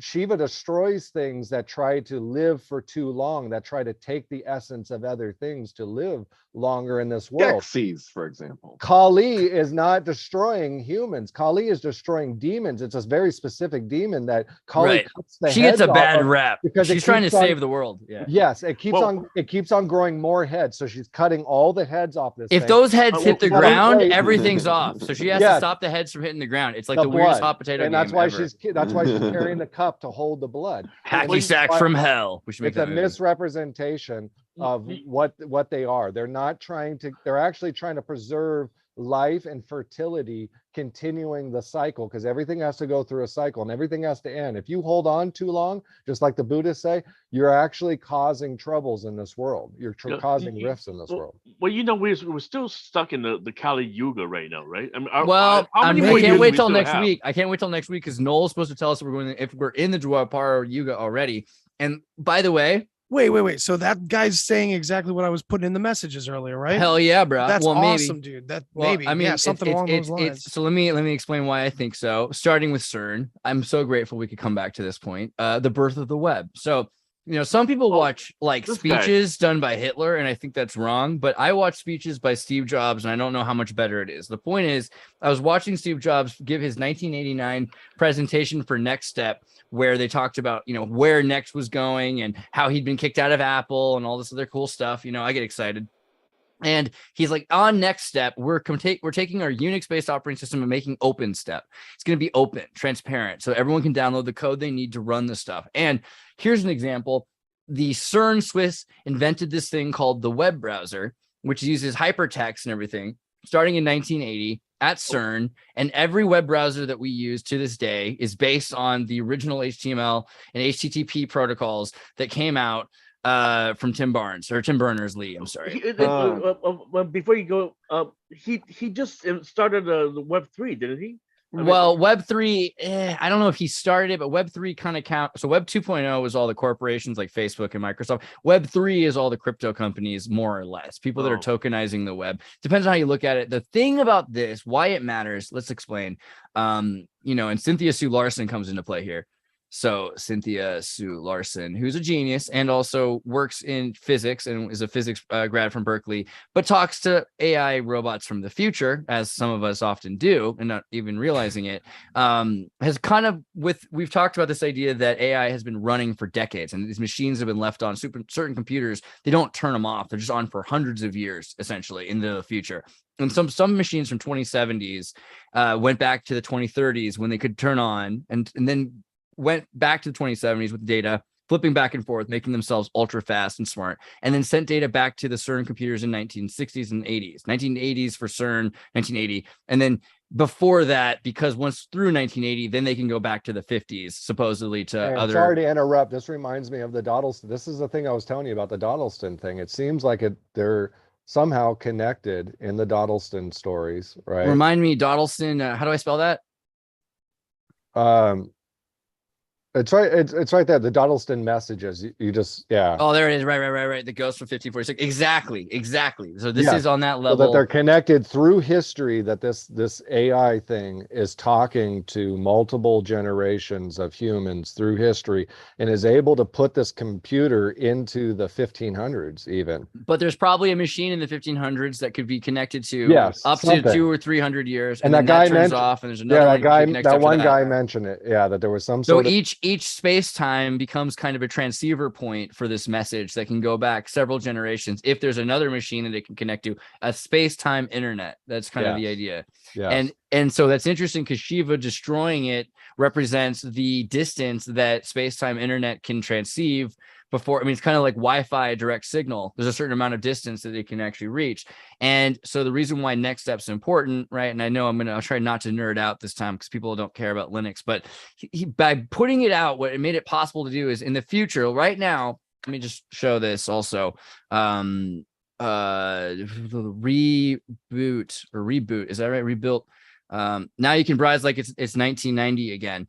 The web browser still works. It's been recreated to work with all the newest hardware for this generation after 2019 and 2016. And you can actually run the browser. I think here it is right here. Here's the browser. This is what a web browser in 1980 and 84 and 89 would have looked like. It has all of the Unix-like features of a full-on operating system, and anything it's missing, they could port back because it's all open source. So the code from the future, you send it back to one of these machines. These machines are super powered by super servers that are as powerful as one of the iPhones we have today. So it could run all this stuff, and then you would be able to send it back. So the idea of a looking glass that you could see through space-time, that is the web browser. And I remember thinking this as a kid. I used to go to apple.com and think to myself, man, if only I had a web browser that let me look at apple.com, just apple.com, 10 years from now, 20 years from now, just to see what the world will be like. And I now realize like that's literally what the goal was. And they've even talked about this at CERN. And when they talk about CERN and how it's changing the world and changing culture, of course, what is the center thing? And everyone's saying, hey, the Shiva statue, people dying, the falling of towers, or the falling of the Georgia Guidestones, the 3 6s. I think the weirdest thing is they invented the freaking thing you guys use every single day. There's not a person in here that doesn't use that every day. Dude, and the WWW, Vav Vav Vav. It's yeah, okay. Monster Energy Drink 666. Yeah. Let's make sure. Let's elaborate. We're living in the double-edged sword, right? The Volkswagen logo is the same thing. Vav Vav Vav. Let's elaborate on that because I think people, might not know what you mean. It's because V, like V, in English, V, like the equivalent of that in Hebrew, is also pronounced as a wah. Look at this. Is it 666? Yes and no. Which is fair because it could be 18. It's not 666. Right? It's just like 3 6s. That's the difference. That's like, And it equals out to a 9, right? And it keeps the cycle continually going. And we got to stay in this cycle until we figure out how to perfect it. And then we can use it as a tornado out of here. Well, 18 is interesting. 18 is interesting. 3 9s because Catch 22, which has 23 Enigma written all over it because of the 0. Catch 22 was originally Catch 18. Right? Hey, before I forget, you said Catch 22. Woody Allen just announced that he's going to make his last film and he's retiring. Do you know the name of the film? It better not be Catch 22, is it? Oh, David is going to like the name. What do you got? It's called Wasp 22. Oh, that's the second Wasp joke tonight. That's a good opening for Zach. What he just said in his messages that he wants to talk about. Oh, you did mention. Oh, okay. Zach, I didn't see. What do you got? No, because it's got star 80. There's something there. Yeah, no, I guess I called you last Friday or something, and Will and I were watching it, and I grabbed my David's Kabbalistic Encyclopedia and just started transliterating and looking at some numerical stuff, and there were some interesting findings, which I would have to grab my copy of that book actually, so you can continue talking. I'll grab it. But there are a number of interesting things, and it actually spoke to the Saudi star issue and like a twist in space time as we envision the tree through the golden like dawns correspondence that go with the tarot and the Kabbalistic tree and the Hebrew alphabet. There's an overlay and a thing that it does that has to do with like going above Gabora, because 17 is the star card, right? So that's actually Zion. Which that's the number 7. And then, there's a thing. I'll have to grab that book. So I'll Giant. What'd you ask? It's the double cross. When you get the 8, it's the double cross, or the 22. It's 2 different polar things that are crossing each other. So you get a cross this way, and then you get a cross this way, and then you overlap them, and that's where you get all your spin, and that's why. Well, it has to do with the diagonal pathways too. Yeah, and that's where we get our spin, right? I mean, that's a simplistic way of looking at it, is that we get spin from this double cross, from 2 crossings happening and getting all that spin. When you say spin, are you saying space-time torque? Yeah, exactly. Is that we're seeing existence itself through this element. This is why 8 is the infinity. We're getting infinite spin so that we can examine and be within existence through this double crossing that happens, the cross of Lorraine and all that stuff, right? It's all interconnected. No, I made posts a long time ago, but I don't have a compilation. But in Back in the Future, there's plenty of double crosses. Actually, it's the second movie in Back to the Future 2, where Biff was an old man, and you can see through the window. It's like two neon X's. You know, I kept reiterating it's the judgment. The Dos Exes, or the double cross, the beard.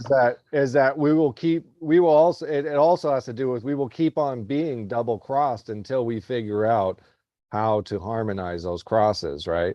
That existence will continue to happen until we figure out how to perfect existence.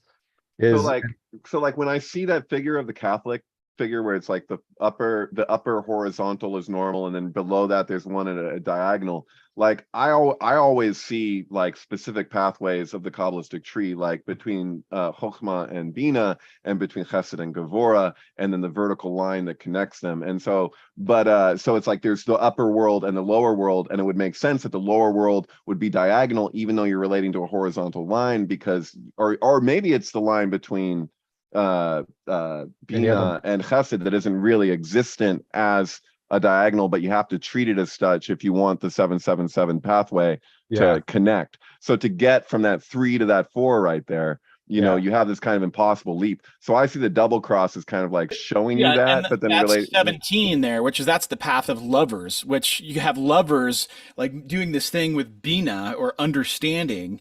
So like where you're you're going past the war thing, which is Gevurah, that's severity.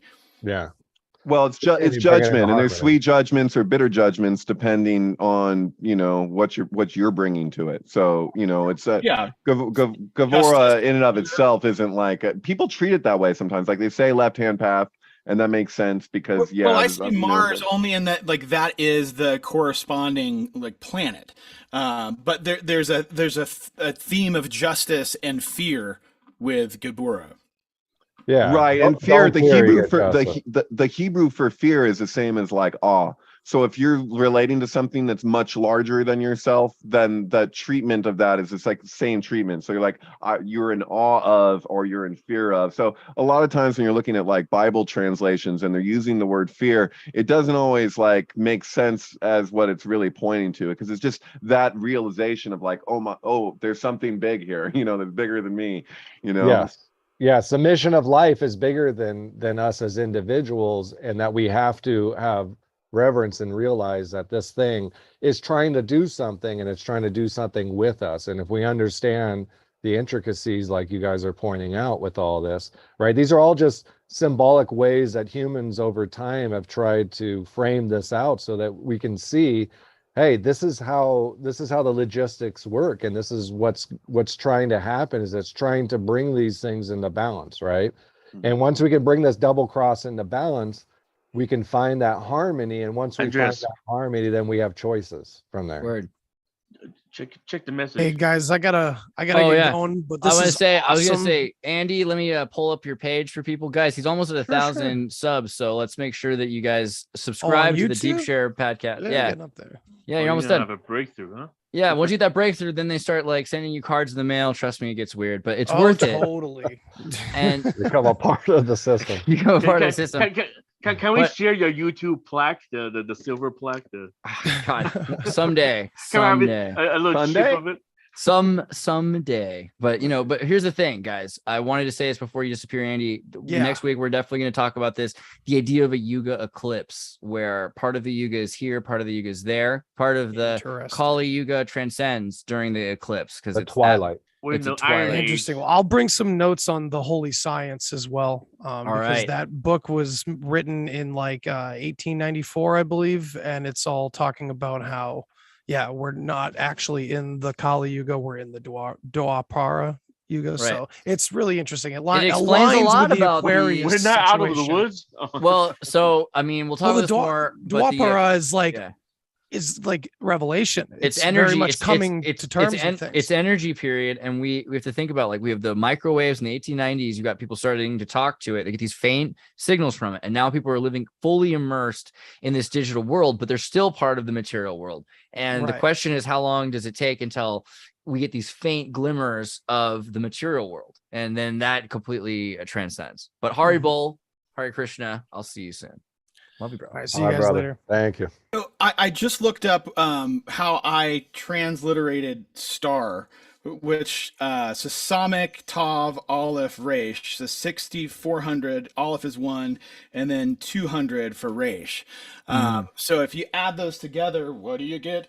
Bibbidi Bobbidi 661 is the number. So I'm doing this analog style, but I've got David's Godwin's Kabbalistic Encyclopedia. So if I look up different words that have 661, which is a prime number, this all comes from watching Star 80 and being like, well, I'm just going to play some Kabbalistic games here and enjoy this film. And there are some interesting things that were happening, discoveries that even like fit with the framing of shots, like the shadow of this mouth, and then the understanding that the star fishhook thing, Sadi is fishhook, and like the mouth being like this sexualized thing. But anyway, 661, the first one in Godwin's encyclopedia that it gives me, and Andreas, I actually just sent you a picture. Dude, and I'm going to go ahead and give the link of Chinatown, because the idea that the water zone of America, like this is that book, Louis Zachart's Holes. This is where the island was turned into a desert. But 661 is actually yeah, I want him to see this. Hey, Giant, do you see this? 661. Yeah, that's 13, right? No, I'm just talking about the cross. If you want to, Yeah, the two X's, and it's kind of a Freemason sign. In between the Freemason sign are the three, and the that's three are the talking. Bay Area right there. Right, and when they end up talking, the Hare Krishnas jump up behind them, which is hilarious too. But yeah, 661. I sent you a picture on your Instagram messenger of this book that I have, where it shows the different things that enumerate to 661, which one is Esther, which is interesting. Oh, yeah. That means star. You know, in a sense, so that it's pretty obvious. It's interesting because the Book of Esther is the one that was included in the Bible literally just because of Kabbalah and from Gematria. Because if you count the letters across, it spells the name of God, right? That's the deal. And look at this interesting thing that they put. Like, notice that it says Stolos, a goetic demon number 36 from Crowley's 777, and they note that it's probably a misprint. So oh my God, and there's a resonance. There's a resonance there to, you know, what you're talking about as far as adding it into the translation of the Bible. But 660 has also got an absolute value of 661 because of 0. And so Spice, Drugs, Star Wars, Jodorowsky, Dune. Son of Sam. Oh, brutal. But yeah, then Vergabon, the Lord of Triplicity for Libra, which Libra is all about the justice and the scales thing, bringing it back to Geburah. Yes, which is 13. It's all about 13, right? You'll see a lot of connections with 13 and Esther. And then what is 80 but pay? That's the thing. So like a star and pay. And so the tower corresponding to pay, that's very significant, like you're saying with the Saudi star issue, because you have this in the switch, you'd normally have the star there, but having the emperor there is significant because having the Saudi attributed to the emperor is connecting the emperor of Trump, the Trump emperor, to the Trump tower. So with a fish hook as the emperor and with the mouth of Pe as the connecting point. So, and then the fish is Nun, which is death, or the unnamed arcana in the Marseille Tarot. Fish. Yeah, Nun is fish. So yeah, and then that's a whole thing in the freaking story, and it's hard to convey all this. Like you kind of have to see it, you know. And Nun is 9, and also Pisces, which is the fish, right? It's the end. It's either 9 or 13. Nun is 50 in Gematria. In tarot, it's the 13th arcana. So it's really helpful. You know, you could find stuff with both. Any kind of gematria, but this little thing is so handy. It has gotten its its value in gold, as far as just being able to look at it, because there's a thing that Hebrew gematria does, because it's not just that, it's like all these correspondences that are like Golden Dawn overlays of like our understanding, like, or this like mystical higher understanding of our reality and universe. Yeah, the more we talk about this stuff, the more we're going to figure out all these little details, right? Because 9 and 5, like in numerology, are actually very similar to each other, because the 5 plays the middle and 9 is like a 0. And so there's 0, 5, and 9 that kind of play the same role in numbers and energy. A giant. Since we're mentioning 9 and 5, of course, that's total 14, right? You guys noticed that Biden, he went to the funeral, right? The Queen's funeral. Right. He And was sat assigned- 14 rows back or something. He sit in the row 14. Yeah, Right. which is 5, I think this is really significant. I mean, being the president of the United States, being pushed all the way to the back row. I mean, you can barely even see him. And 5 is the Hierophant. So this is why it's important that you understand 5, 9s, and 0s. Location is everything, Trump says. I love it. Oh yeah. These are cornerstones. They're cornerstone point. Like a 5 can play any role, a 0 can play any role, a 9 can play any role, a 13 can play any role, right? They're all connected through certain geometric points. They're like walls on the cube of reality, and yes, because you have the 0, you have the different polarities represented in space-time. Yes, they're similar but different, and their similarities are what we should focus in on. And I don't understand the Kabbalah stuff and everything that you guys bring up. So this is why I love connecting with you guys, is because I'm bringing up the way that I've seen it or learned and stuff like that. And then you guys are bringing up all these other aspects to it. I'm just like, oh, this is fucking mind blowing. I don't understand. But they correlate and they relate. And that's the interesting thing, because it's a classical school of understanding.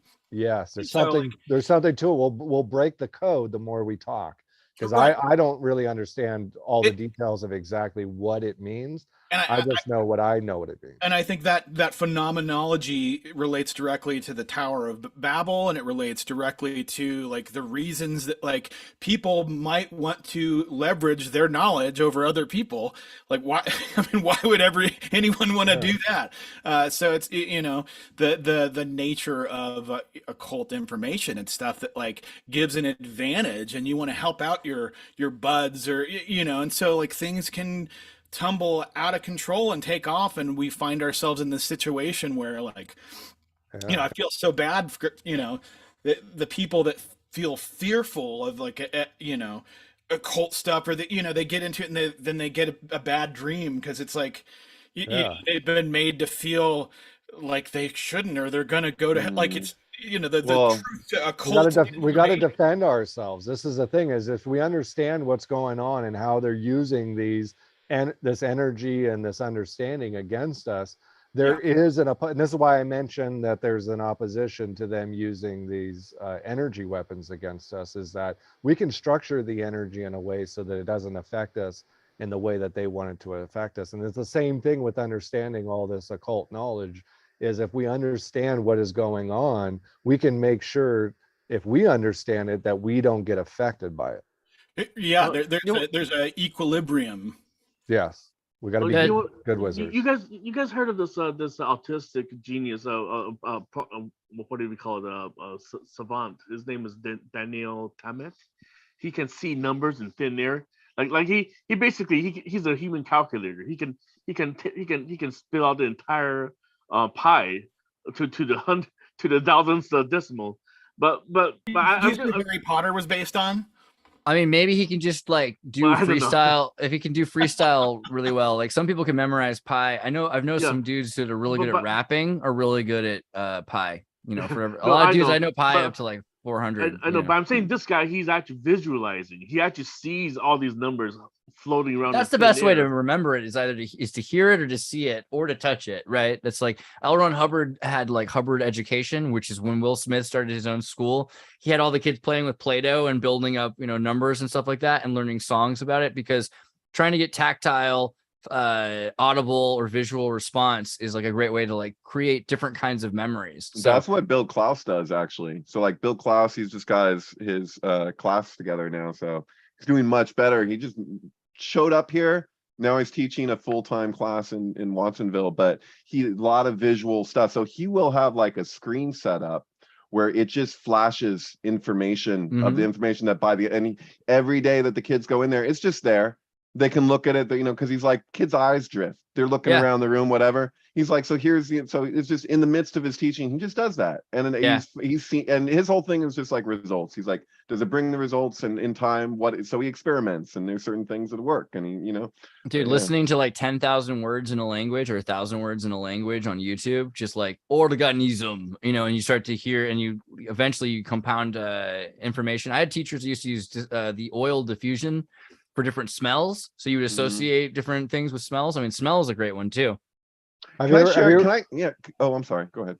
I was just gonna say, have you ever heard about those schools? I believe they were like Tibetan Buddhist schools or whatever, where they would have these kids focus on a picture of a rose or a rose itself, and they would all see it together, and they said, just keep focusing, then draw it over and over again, keep drawing it, and then eventually they can manifest the rose because they knew it in such details. Like when we think about a rose, it's very blurry. If you look at it in our head, we can kind of see the shape and everything, but it kind of morphs and everything. And this is what happens in our dreams, is it clear emphasis on specific points and vagueness about others. Yeah, until a certain point, you can actually manifest exactly what you want very precisely if you see the image of it and you've practiced looking at it over and over again, thinking about it over and over again, drawing it over and over again.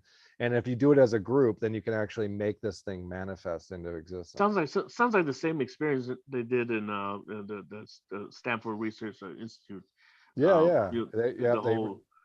It reminds me of a thing that I just stumbled upon. I've got a sauna, and so I'll do like visualization and breathing techniques and meditation, and I have these platonic solid forms that are rose quartz, and so I'll visualize like a vector graphic of like a tetrahedron, and then a dodecahedron, an icosahedron, and that's like really helpful in helping mind grounded and like grounding your mind, and not like holding on to complex shapes and patterns allows you to see like your deficits in information and where other points of information are coming from in a way that allows you to be more empathetic and understanding and learn more.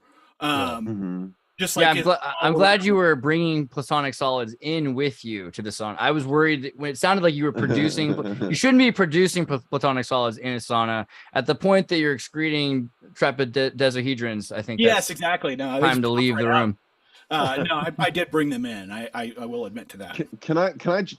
Oh yeah. Oh, you got something? Okay. I did. Go for it. Okay, I got like 3, maybe 4 minutes, but I want to share a story with you because it feels applicable. I just told it to Bill recently, and I think it gave him. Anyway, I was failing math when I was a sophomore in high school, like failing, and it wasn't. My parents weren't stoked. Everything, it sucked, and I had to go to a tutor, and I didn't want to go to a tutor, but I was forced to go to a tutor, and I go to the tutor's office, and you know this, I'll tell you, Soquel. I'm on Soquel Avenue. Little office kind of near 41st. Mom drops me off. I go in there. I meet him. I talk to him very briefly.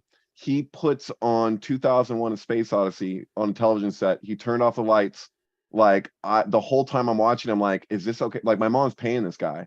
And I was just like, how the frick can he just? And so this was my introduction to 2001: A Space Odyssey, which is now like my favorite movie. Really? So He really. Showed this it is to how you for the this first is how I time? saw it for the first time. The whole time I was watching it, I felt like I wasn't supposed to be watching. Like I'm not supposed to be doing this. I'm supposed to be like learning math. But I'm sitting here watching 2001. Check us out. So we get to the end, we finish it, and he goes to me, you can tell your mom that you watched a movie or not.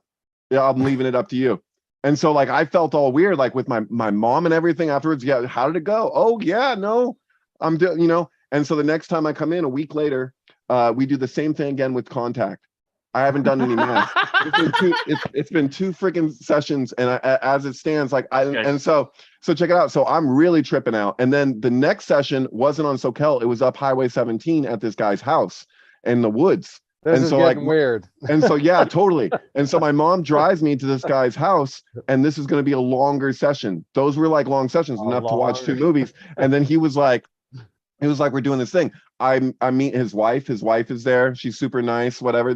So I felt it. I was almost like gonna like, I thought when I got dropped off, I might be just telling my mom what was going on, because if I didn't feel safe or whatever, I was like, I don't know. But he seemed really nice. He was like, like kind of a weirdo, They all but whatever. seem really nice.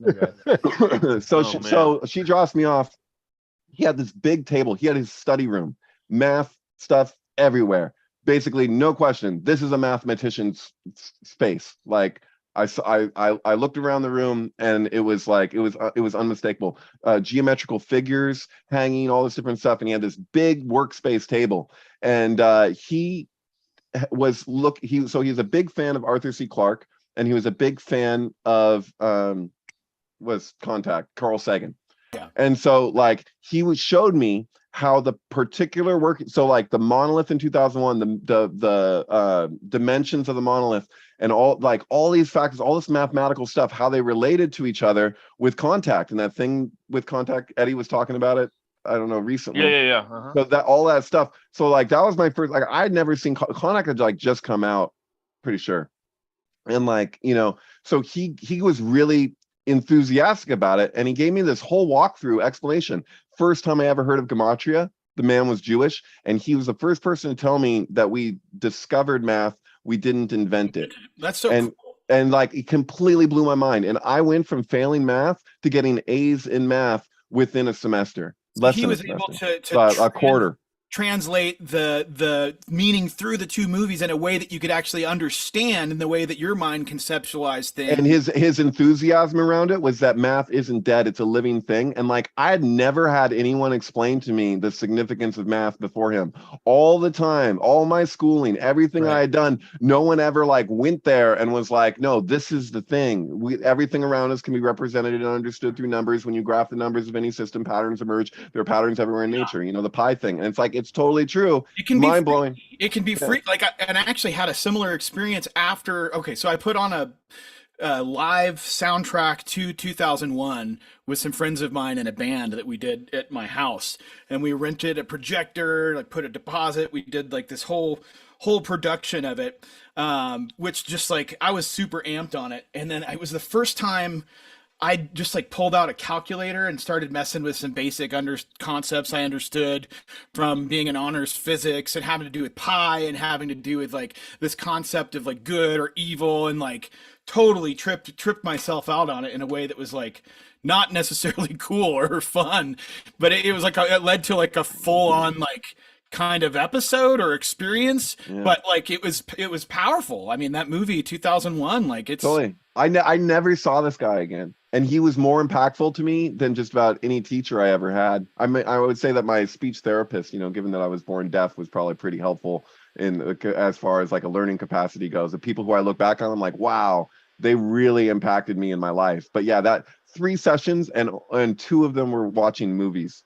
I mean, giving you love for something is huge. I had teachers that used to do that, would take movies and show them in between class and things when they could in school. And often giving you a dream is enough to get you to care. What it was, though, is that I paid attention like I wouldn't normally, because I felt like I was doing something wrong. And it was like, I'm not supposed to be doing, this isn't what I'm supposed to be doing. I'm doing something wrong. And it like put me in this whole, so when he dropped all this stuff on me, I was very like, because I didn't know where he was, like what it's about, you know. I'm like, what is this guy's deal, you know? Right. You got initiated, bro. That's what happened. You got initiated. Got initiated hard, bro. Yeah. Hey, can we look at real fast? Sorry, just a little bit of a connection. Can we look at the difference between, I think it's phi and the golden ratio, or 1.618 versus 3.145669, and how they slowly get closer and closer to each other. What do you want me to type? I typed in phi and then golden ratio. Yeah, pi and phi, maybe. Yeah,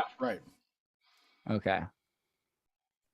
Yeah, I think there's something to this pi and phi. If you guys look at it, you know, just to get your guys' look at it, as eventually it starts getting closer and closer and closer. Like one is is a sine wave and one is a natural wave, and Right. that the sine wave is this is my theory, or multiple, I think there's other people out there that have this theory that life is trying to eventually get closer and closer to God's original meaning of what we're supposed to be doing. Singularity. Yeah, that we'll which, eventually perfect and get closer to, which I don't is know what which one it is. people The think the source. Big Bang could be. If there's so much energy that explodes from an infinite nothingness, a nothing that's so like, or so small, the infinite nature of it, like, you know, if everything went in one direction, eventually things are going to cool and it's going to come back. Well, we got to chill with this whole junk DNA or nothingness thing. We got to get down to, in the beginning, there was singularity. And I'm going to try to find a translation that works with me on that. But I'm pretty sure nothingness is a confused concept. So the So phi God, and God, the God pi that are, scattered fits in millions of pieces. kabbalistically. sorry, what was that, Eddie? No, I'm just the whole Genesis, you know, the In the beginning, there was God. It yeah, didn't say in the God- beginning there was no, nothing. God No, is, we're basically all shattered pieces of God. You know, we're trying to put ourselves In the beginning, there was the together. word. The you know, word. So in the beginning, there was Oh, communication. And communication was everythingness, the omega where the point. vibration led to the light. Like, But I mean, Teilhard Chardin wouldn't have said God is nothing. Probably would have said the omega point. And so I think it's in the beginning was the omega point. In the beginning was the end. In the beginning, what was after the end, and then that starts the beginning because it's outside of alpha and omega. You know? Yeah. So to ask you guys, what is a sine wave, right? Is it squared out, like a wave that's squared out, that's kind of mimicking? no, a regular- it's perfectly round. It's the original sin, a sine wave. You got the, you know, it's the what's a vibration. squared out wave? What is a wave that goes and gets squared? It's Oh, actually a circle. a mod It's mod circle. sign. You're talking about the square wave. It's usually a mod sign. So let me just show you that really quickly. So It's a modified sine wave, right? a modified sine wave is like, it's a binary. So it's giving you, rather than an actual tube, this is not a up and down. This is a spiral, like a drill. Instead, Yeah. you're getting this crank motion of, you know, a full polarity and then negative polarity. And so it's, So let me just follow me here. My father used to tell me that when we're actually taking a turn, we're just taking a bunch of 90-degree angles. We keep on like we keep on slowly taking like just like like we're moving the wheel instead of a smooth thing. We're not doing this correctly, right? And so, you know, this is where my brain went, is that like a sin, or, you know, what we consider sin is actually a sign, right? They're all connected. Is that there's a deadly sin is when we're taking these 90-degree angles instead of being very smooth. But for the wages of cosine are death. yeah, so if you go in closer, you can even see that there's little 90-degree movements inside of these lines. You see it if you go Yeah. And right, and that it's not perfect. It's trying to perfect itself. It's trying to smooth all these factors out so that it can make this perfect arc. Dude, And how sweeter waves. I love it. right, yeah. So I guess a way that I'm trying to like share with you guys is that there seems to be a wave that we're following, that we're trying to follow the natural wave that God has given us, whatever you want to think God is, right? There's nature, and then there's our interpretation, and we're trying to get closer and closer to it. So we're, I don't know, the phi trying to Yeah, you know, this feels applicable. There's an interesting idea that, you know, how Eliphas Levi, whatever, where he pointed out that you know, he's the one who recognized to call the full zero. So Yeah. or not just the full zero in the first place, but realizing that Aleph corresponded to the full, because people would try and make it the magician or whatever, and it was just this weird thing. So, but there's this idea that because the full, which we would say obviously in regular gematria would be one, attributed to zero, and then having everything follow one removed in a sense, and then becoming further removed in a sense when you consider that the numbers continue at times 10 and whatnot. Yeah. That is actually communicative of a topical layer, like this, like the skin, so to speak, being you know, not quite what is actually the movement itself. So like That's why we shed our skin. Yeah, there's kind of this idea. And so even the Torah scroll is said by Kabbalists of old to be representative of the skin of the snake. I found a place from Ramak where he says that, and actually, yeah, it was kind of funny actually. One of the last times I met with my rabbi, I brought that back up to him, and he was like, he's like, you think the weirdest thing, and I was able to actually show him where that's super cool, and it speaks to like the issue of just like differences and polarities too, because like you were talking about how with the waves and the resolution essentially, there's what's called the coastline paradox. Are you familiar with that? No, I never heard of it. Here I have the link I can send to pull up. Or you can send a chat right here. Here it is. But the coastline paradox is interesting because if we, the more and more we try and map accurately a coastline, like what's more distance? Yes. So you can make it any length you want it to be, right? So like we find even in our closest inspections of reality, these like nasty infinities and these weird little things that are like, wait, that's not right. And it changes, right? My newfound obsession with making loop tapes has led to, like, this is a loop called a Chandler loop, which it's like it's like looped in on itself, and so there's only so many ways that you can make loops within a tape. There's a number of different configurations, but this is one of the longer ones. So this is actually 10 seconds, whereas most would be like 5 seconds. There's actually Mobius ones that you can do with the twist in the tape that make it 10 seconds or longer because it flips on itself. But the eightness of infinity, or the Ouroboros, we see that, like, that's a twist in on itself.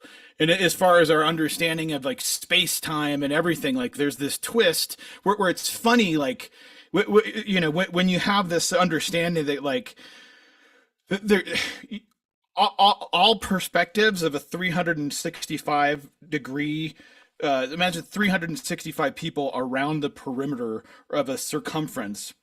And they could all be seeing what appears to be different things, in the center. Yeah. And they're not wrong. And that's the elephant. That's the three blind men and the elephant, right? Right. Yeah. And so so sorry, this connects to you were just saying like this Levi thing, and then the coastline kind of thing, right? Right. So this connects into, isn't Levi Strauss from San Francisco? Yes. Yeah, and then the Leviathan is this this underwater, this abyss dragon, right? Sure. And then the double cross with the 8 underneath it is the Church of Satanology. That's their sign, is this double cross with an 8 underneath it, and it's the sign of the Leviathan. You see what I'm saying? So they're showing you that the Leviathan itself is like this.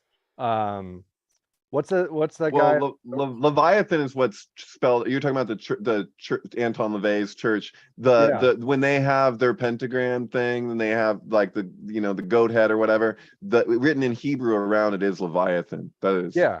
And they use a double cross. If you look at the Church of Satan, they use a double cross with a Leviathan underneath it. And the reason why they do it is because it's on the Pacific, and the Pacific is the pacifier. The other word for the pacifier is the comforter, right? And this is what's talked about as the second coming of Christ. This connects into what I've told you guys before, is they think the second coming of Christ is going to happen at the Golden Gate Bridge, right? Giant, your video turned off. Can you restart your cam?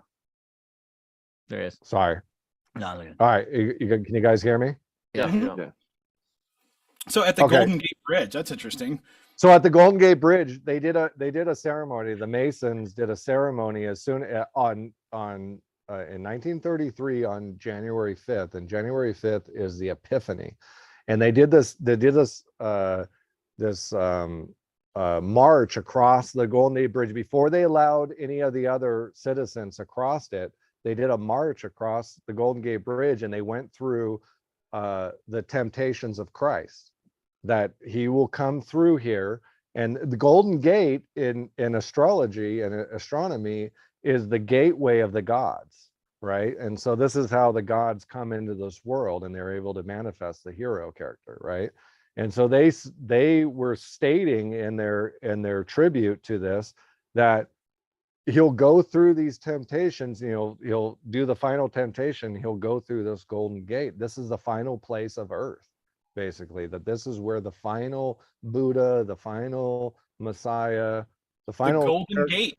Isn't it weird how they paint it gray and then orange back and forth rather than like green and then orange or something? I don't know, gray. I wonder about that sometimes. Yeah, and even the train systems and everything, that they were specifically going through the Colorado Rockies and into Nevada and stuff and collecting the silver, and then they were going and taking the silver and they were transferring it to gold. They knew that there was a time lapse that they had to change that silver into gold before the silver wasn't worth anything, and that they could make something off of the gold that they transferred the silver into. You know that the ratio value of gold to silver stayed a constant for for a really freaking long time, and apparently it had to do with the specific mathematics of the relationship between the sun and moon and related to gold and silver. That was long. Well, also they were both relatively rare until they weren't, and so gold became, silver became found in Eastern Europe, and then gold became found in the Western Hemisphere. And there was so much gold brought back by Francis Drake that Spain had a massive inflation, where at one point silver was worth more than gold, and for a while they equalized because of that as well. But it's interesting if you zoom out, you have the alchemical aspect of all these too, which if you have an understanding of the alchemical process, like the transmutation, or that's telling a story along with the reality of the valuation. Yes. And this is what they know this is why they're into geomancy and why they build certain buildings and everything in certain places. They knew that this was a place that they were looking for, that they were gonna be able to alchemically or whatever design a place that was gonna usher in this character that they were looking for, because this character is a character that doesn't just care about only just humanity. It cares about all of life and all of existence as a whole, and that it would come out of this place, and that they are trying to push forward progression and technology. And that's why the technological center is here in the Bay Area. Right. And also why the Bay Area was the thing that created OpenStep, which went to Switzerland, and there's this transceiver thing, because the Silicon Valley was the Valley of Heart's Delight. Hey, Jay, I just want to, before I forget, okay, since earlier you talked about when building the Golden Gate Bridge, they have to source material from Colorado. Right. It reminds me of Denver International Airport. Those weird symbols. It has that gold. Why silver. Colorado, right? It's such a Tesla had to, Nikola Tesla had to go there for the lightning. And that's where they found Jacob's Pillowstone. They found it in Colorado. Jacob's. You know that's where Zach is. Wait, Giant. Can you explain that a bit? The Pillowstone. Just real quick before I forget. Okay. I'm specifically talking about that symbol of silver, AG and AU, right? I'm in Golden. It was on the ground. It was on the floor. So I Andreas, can you pull it up? Actually, that symbol that's on the floor of the airport. So you're talking about the periodic table? Yeah, it's basically it's true. I don't know, wheelbarrows, but one is AU and AG. Mm-hmm. See, this is why it's so important that we talk. This is the weird information we pull from each other. It's very strange. Where's the I got floor? Some great pictures of my son at the airport. Yeah, and just type a AU. Oh, there you go. There it is. There it is. Yeah. That's in front of the time capsule. No, that's right in front of the time capsule that's there. Is it? Yeah, no, I've been to that airport hundreds of times because I'm here in Colorado, in Golden, actually. There you go. That's the name of the town. And we're all from California.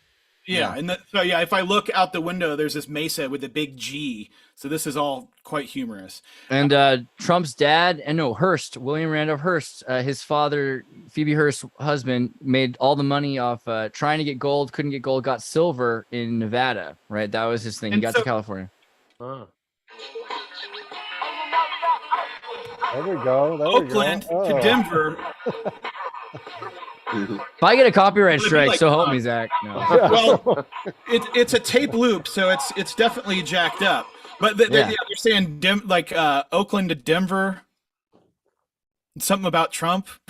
Oh, just the connection with making his money in silver mining. Yeah. Well, yeah, exactly, gold and silver. So gold in here from Denver to Oakland, and so it was this whole tale relates to this cowboy new frontier that we see like represented as far as the increase in production over the 1900s and that new frontier there, and then in the 60s and 70s, we have the coding boom, which is in the in Palo Alto and that whole area there, which is the new frontier of technology.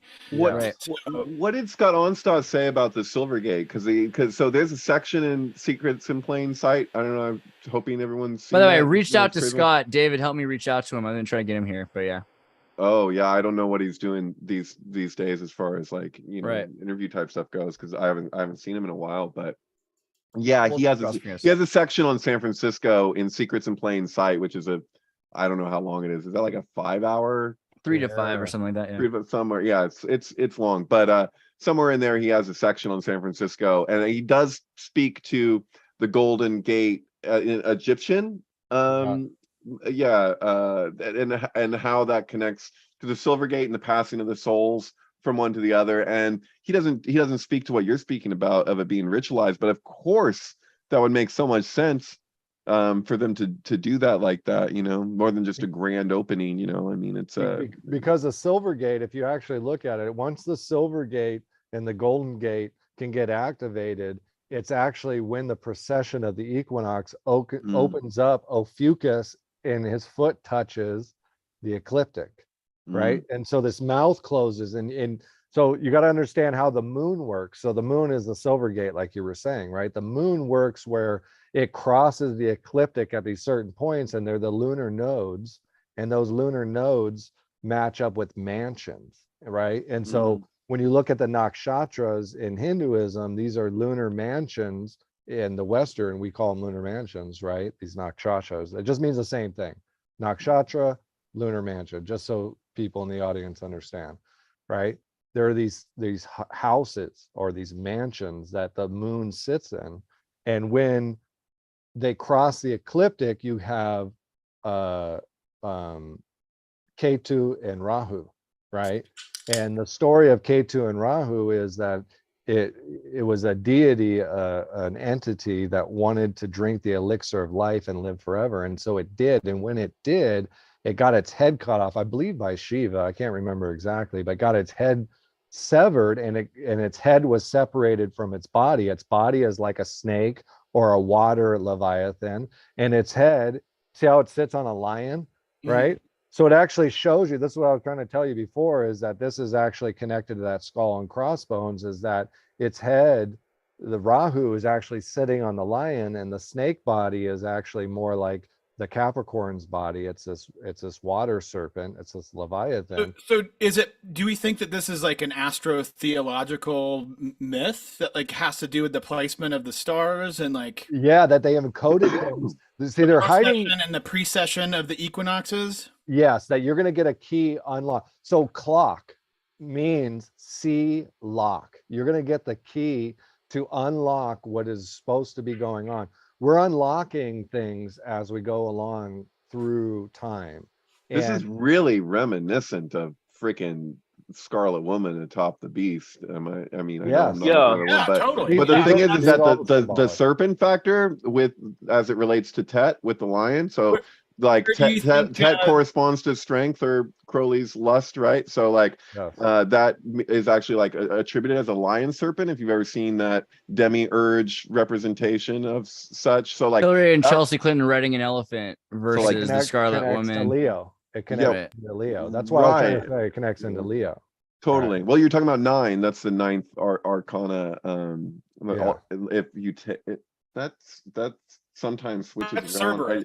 You have to, I think it is if you just take it for the Hebrew letters and you ignore the Roman numerals. I love how we didn't even bring up that Hillary Clinton was born 9 months after the moon ritual from Aleister Well, you Crowley, know that it was Parsons. Jack Parsons had that the one who would get the beast into power, that her name would be Hilarion. It's his name. There's a lot of, and it's 9 months She's after is hilarious. when Hillary's born. It's hilarious. Thank you.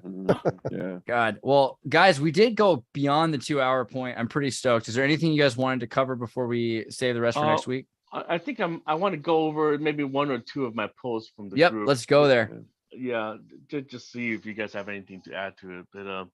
But there's some good stuff this week, actually. The Viking thing came up on ancient origin as well. But yeah, that one's kind of a meme. But you can keep scrolling. It's kind of a joke. Greenland, Trump really wanted to trade for Puerto Rico. I mean, it's fair. I would have done it. Was that his original deal? He wanted to trade off. Yeah, no, he was talking because it's the Danish people that own Greenland. Well, Puerto Rico. Imagine if the Danes owned Puerto There's Rico. nothing left of it. If the Danes owned Puerto Rico, it would have been awesome. I would have been. I mean, imagine a monarchy in the. I'm for it. It would be interesting. Oh yeah, the Hollywood sign's gonna have a makeover. Oh, this is a great one. I had to steal this from you. I was just looking at this, but not on here. This news was announced that they're gonna have it's the 100th anniversary of the Hollywood sign, and they announced that they're gonna repaint the whole thing on the day this woman jumped off the Hollywood sign. Let me read it because you wrote it well. On September 18th, 1932, frustrated movie actress Peggy Einwhistle jumped off the Hollywood sign. She jumped off the letter H. However, she did not hit the ground immediately, but landed on a cactus patch, which caused her to die slowly in immense pain. Ironically, in her mailbox that day was a script and a job offer. The role was of a woman who commits suicide. Took the part. What is even more ironic? I mean, but yeah, what is even more ironic is the Hollywood signs have been announced that they're going to go makeover, and they're going to make it over on the day, the anniversary. They announced this of this woman dying. The 100th anniversary, which is all well. The sign existed for 20 years before that as Hollywood Land, and so that's the thing. I think I don't know when or 10. It's like 10. land. It was like 10, 8 or 10 years. Hollywood Land sign existed before she died. She jumped off on her anniversary. Peter brings the whole story up in his book. But they didn't mention the anniversary on the anniversary of the building of the sign. But They it's mentioned it on the crazy, anniversary of her dying. Because she jumped off the H, which Right. is the equivalent of hey, which is switch with Saudi, which Hey is now. the whole thing. So Hey the now. star, she Don't wanted to be a dream star. it She wasn't going to be a over. star, so she jumped off the hay. She You is know a what I'm star, though. You know what I mean? And that's the thing. And she got That's- to play. Star She got 80. to play this part, and it shows you this idea. Like she played the woman who committed suicide because she can get a role. That's the part she got. The money, this Right, is that's right, because Saudi is the Real star. life movie. David knows this. What does hay mean in Hebrew? for horses. Or Hey. No, Window. What does it mean? It doesn't necessarily like. There's a lot of Hebrew letters that if you spell them out, they actually spell out the thing. I Sure, don't believe but that spelling window out is hey the- gives you window, but from its Phoenician and Chaldean roots, or pick one, that does mean window. Yes. But yeah, humor me into the. Sure. No, he I just would. said I it would with the really Phoenician and Chaldean roots. I thought that was pretty humorous. Come on. I would frustrate Baruch sometimes with that matter, because if you're reading something and it spells out a letter, in many cases of the letters, it will equal that thing. Like if you spell out olive, though, it's not gonna spell out the Hebrew for ox. Yet if you spell out mem, which is just mem, because you say mem, Water. then you get water, because it is actually so that. memory Memory and and Leviathan. water. There's a connection there too between Interesting. them and water The and primordial waters, like the primary. Oh, that's good. And the Mem is Makara. It has something to do with memes. Oh, yeah, Yeah. Mem is the Memetic. it transliterates to 40 in the Hebrew. So what is it? 40 days and 40 nights. Of water, yeah, exactly. Meme. And- That's what I was That- telling you that- guy that's about quarantine, Makara and quarantine. crocodile. Oh yeah, 4. So Prince Harry, real name, bastard son of Diana, royal who cannot salute during the Queen's funeral. We kind of talked about this, but it's kind of interesting how they got him surrounded while it's happening, and he's stuck there with Macron. Home Alone. This one's a bit of a stretch, but I just find it because it was just today that everybody in England is trying to make fun of everybody likes Prince Louis. So Prince Louis. Oh god. yeah. So people I started know where that's tweeting going. him with as Home Alone because he's not invited to the funeral to see his dead grandmother. But that reminded me that Trump wasn't invited to the funeral either. And then and then there's the Richie Rich connection too. yeah, and also I made a post before that was that the funeral procession, the path 14, right? Yeah. Yeah, 14th row, and of course, I elaborated a bit more, but Phalanges. yeah, the phalanges, and also the 14 Osiris, pieces of Osiris. 14 pieces that Osiris was cut into, which connects to the myth of Akhenaten and the myth of Moses. Yeah. And the pole. Yeah. So and what we see, like, the whole, Oh, that's adorable. It's the horns of Pan right there. So dang, bro, you go figure that out. King Louis's midnight snack. That's what's coming up. Little jerk. I mean, that's kind of serious. Actually, I see where you're going with that one. That's kind of like the optics are there. Problem child. Somebody else posted this one. I don't know. You've seen the deal. Is in the original Project Mars by Werner von Braun. He mentions a guy named Elon who saves. Oh, classic. Yeah. Serious. Add to that mem thing real fast is that the Makara, the crocodile thing that I was telling you guys about before is It's on the wheel of fortune. It's a memory thing because water holds the memory. That it's actually the hydrogen, the water that's holding. Right. The memory. Well, earlier you were talking about the wheel spinning, and if you're on the wheel too long, it made me think of the crocodile's placement because the other animals are on the wheel of fortune there. And it has to eat you. It has to eat you and take your memory. It has to feed your memory first to the moon, and then the moon feeds it to the sun. And the moon is the great enchantress. She is Mother Ayahuasca, or the sister of Mother Ayahuasca, and Mother Ayahuasca is the earth. And they enchant the memories out of you that you try to hold to yourself, that you don't release, because those are your experiences. Over time, between day and night, the moon and the sun, the cycle of the day and night. And hydrogen is actually all the light, is all the waters and everything. And hydrogen... The sun is giving us this kind of personal experience, and then we feed that experience back to the sun, and it has to go through the moon first, right? And the moon is sin. Oh, this one might be interesting. Anne Boleyn, the green dress. Your mother wears a green dress. I don't know. Is this true in Taiwan? I know in some places in Asia, prostitutes wear green instead of red. And so one of the rudest things you can say in like Cambodia or something is like, your mother wears a green dress, because it means she's a prostitute. Really? Of green papaya? Enchantress. This is the earth god, right? This is the enchantress. Like a Christmas connection, like Eyes Wide Shut wise, between like the red light district and wearing a green dress. Yeah, I don't know. She the reason that she's an enchantress is that she's absorbing the experiences out of you, because you won't release them. You'll hide them inside of you. You'll be ashamed of them and stuff. And so she does a dance for you, and she makes you reveal all of your experiences. You'll relax and let loose. This is why you have to be on psychedelics and stuff like that. And you'll give her your experiences to her, and then she can feed them back to hydrogen, which is the sun, the god. The dance of the seven veils or something. Yes, so that you release it. You quit holding it in, because why are you holding into your experiences? Why are you ashamed of your experiences of living on this earth? You're actually holding back. What it's trying to do is it gives out life. It has you have experiences.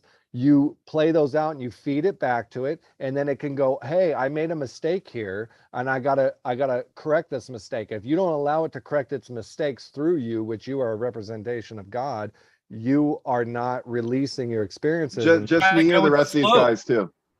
Right. Just me in particular, or we're all. Yeah, right. No, just you, David. Because you go with the flow. David, you better quit. But yeah, but the water flows, Yeah. This one's kind of interesting. Moonfall is coming out right now, or it is out or something. I think it came and went. Okay. It wasn't doing too well. But you worked on this movie, and it's about a moon hitting the earth, right? No, I didn't work on Moonfall. I worked on Moonshot. Moonshot. That's what it was. Okay, Moonshot's coming out. What's Moonshot? Is Moonshot going to be worth watching? Should we check that out? No, it's a romantic comedy. It's not. But I'm just trying to establish a sync there. But I think this is an old post. It was from February. I don't know why people brought it back up.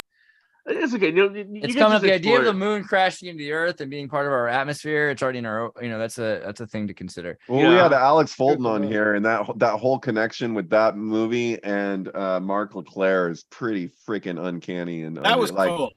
That's crazy, because it's like there's the conspiracy character, like the conspiracy theorist character in the movie is remarkably like Mark LeClaire.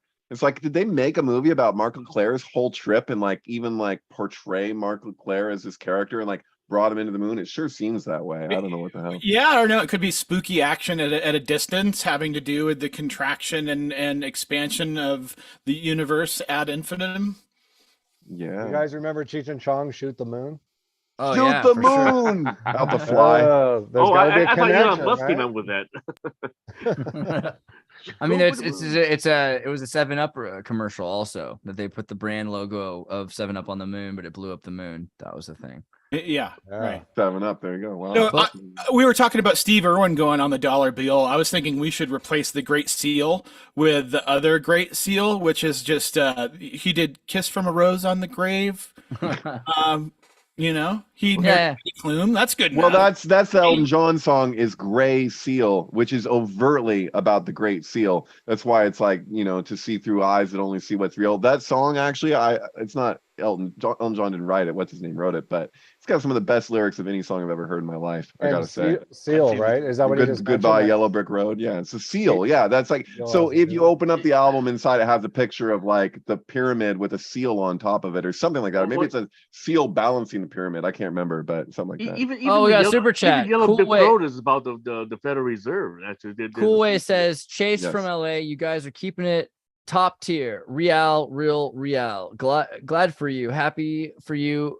Blessed. That's awesome. I mean, not a question that we can answer, but I feel it and I feel good about it. So that's Thank you, important. brother. I think it's a brother, right? I don't know. Thank you, person. Thank you, comrade. Brother. Thank you, comrade. Yeah. Comrade. So guys, I'm gonna start to close up the thing. Is there anything you want me to show before I do that, or are we? Well, yeah. All right. Synchronize, guys. Go to synchronous.com. No, Facebook.groups. Go look for Synchronous. Get yourself on here and join the group. You can also join us on Twitter. You can find Eddie there. I'm gonna keep pushing Eddie to post more of his Synchronous research. What was that? Twitter? Yeah, I might have to create a different account because I try to dedicate my professional work. I don't blame you one bit. I know the Giant had some problems for no reason whatsoever with Twitter. Twitter's gets weird, but it's a lot easier somehow than Facebook. Facebook, it's like if you're in your lodge and your lodge is closed, that's fine. Maybe behind closed doors to an extent, unless you bring in the wrong people to your lodge. But with Twitter, you can post a lot of weird stuff. They don't seem to mind at all. And then similarly, I would say you can get David Plate, MK Ultra, not Ultrasound. Why do I say that? Sound 723 right there. And you guys can even jump up on the syncbook.com. Go down to I wanted to mention along with this, I've got a couple things up on the same spot. Oh yeah, where? It's on SyncBook, but Synchronicity Media Research, or if you just search Zach Bauer, there's 3 syncs that I've done and put up over the last 5 years. There's one that I did. Your name confuses me every time I try. You got I know better. It's just there we go. Oh, they lied. They hide it. Oh no, it's in videos. Videos. You're looking all. Yeah, I don't know. And then type. Oh. Go back. Scroll, yeah. Video. Okay. Zach. It okay, usually back comes up. Shoot. If you just go down there we go. Let's see here. I think it's Sync Vids. Maybe it says.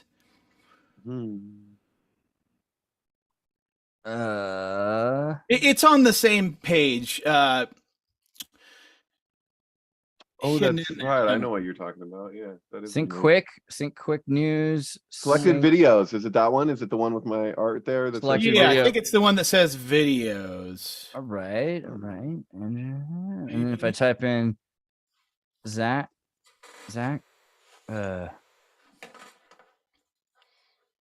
No. See, I'll find it.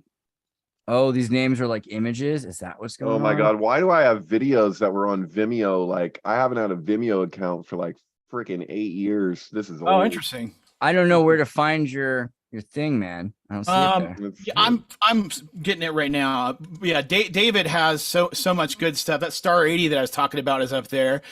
When I searched for it, it came up right away for me. So let me send back this link to the chat. Google search his name in SyncBook. I don't know what that's gonna do. Oh, just the keywords. Yeah. No. I don't know. Here it is. I've got it in the chat here. There we go. Oh yeah, I On have this this. on my page too. It's at That the is bottom. my band with Will Morgan, and David did an excellent sync with that and the Wiz, and as well as Mario Brothers. Super Mario Brothers movie and the Wiz, the Wizard, yeah, the Wizard, not the Wiz. I put it in the text thread, the search that just worked for me. All that September 11th, and we didn't even talk about the Wiz, but it's okay. Yeah. But here's 42 minutes. Okay, here we go. And I'll put this link into the description so you guys can find this because this is probably pretty sweet. Topics: cultural Marxism, cross fertilization, Will Morgan, synchronicity generator. I think you guys will enjoy these, so that's awesome. And then you can also. Oh yeah, go ahead. Yeah, go if you scroll all the way down. There's there's the sync films that I've done, which the the Total Recall one is great. Total Mass Retain. This is one of the first ones that I had done with both of the audios up. I give some little gematria, interesting things with in the beginning there, but after this one, it worked so well. That's when I really pressed David to start adding some of the movie volume in some of the different syncs. Because when it works, it really, really works. That's Garson's first record. That's all about the Zodiac. Pairs great with the movie The Zodiac about Son of Sam. The record actually came out before the killing. The same as the Son of Sam, though, right? Son of Sam is different than the Zodiac Killer, right? Son of Sam was the postal. Yeah, two different murderers. Yeah, but yeah. I'm sorry. Yeah, I meant the Zodiac. Right. But yeah, that's a good place to find some of my junk. Yeah, actually, Zach's movie, the one with that Will Morgan and him did the soundtrack to. If you go on that page, the film page, if you go all the way to the bottom, it appears. It's the first one on the main. No, David's one. It's all right. Yeah. If you go all the way to the bottom. Yeah, see that one that says LA to Oz? LA to Oz. Oh, did I miss it? No, this is up here. Okay, hold on. Yeah. Yep. Oh, and with your album too. Cool. Oh, with the Mario Brothers and Wizard. Yes. Yeah, and so the culmination of it, and the beginning. Actually, the whole thing is so good. It's ridiculous. It's gonna be good to watch. If you played any of the audio, it's not going to mess with you, I don't think. Since it's just our band, I give you permission. You have my permission. It's there's different parts where there's the same ice cream truck in both movies that you see drive out of one film and into the other. What? In this album too, I was able to sample the audio roll that the Beatles used in Sgt. Pepper's Lonely Hearts Club Band. So I wanted to find a way to sample the Beatles and have no problem. So the sound effects that are used on Good Morning, it's like a horse and a cat and like meow, like all these animal sounds. So I found the original recording of that. So, they can't say anything because they sampled it and it's just like Foley effects. Is this a sync from 2001? No. What? No. That's just to find it easily. And he got to be that designation, which is kind of fun. All right. That's legit. Will and I are really excited with this new album to see what pairing may come of it. Yeah, we should get Will on too. We'll see if Will's free. That'd be fun. That would be. And then, so then David, similarly, the syncbook.com, you can get to the, oh wait, I just screwed that up. That was David's page. But you go to the syncbook.com and you can find, it likes to freeze on me. You can find the sync flicks and then here's all of the films. And yes, it looks like we're recommending right now the very first, the Mario Brothers with the Wizard. And it seems like it's the right thing to do. And then, so that's good. Giant. Go to Twitter as well. Click on Giant and you will find him and you will become friends. Here's George the Giant Slayer. Follow him while you're at it. Amazing man. But, and Giant following here. And then you can also do all notifications. So, guys, thank you very much. It's been a good show. And I'll see you next week. We'll talk about crazy things again. Peace out. Thanks for having me. Have a good one. Very good.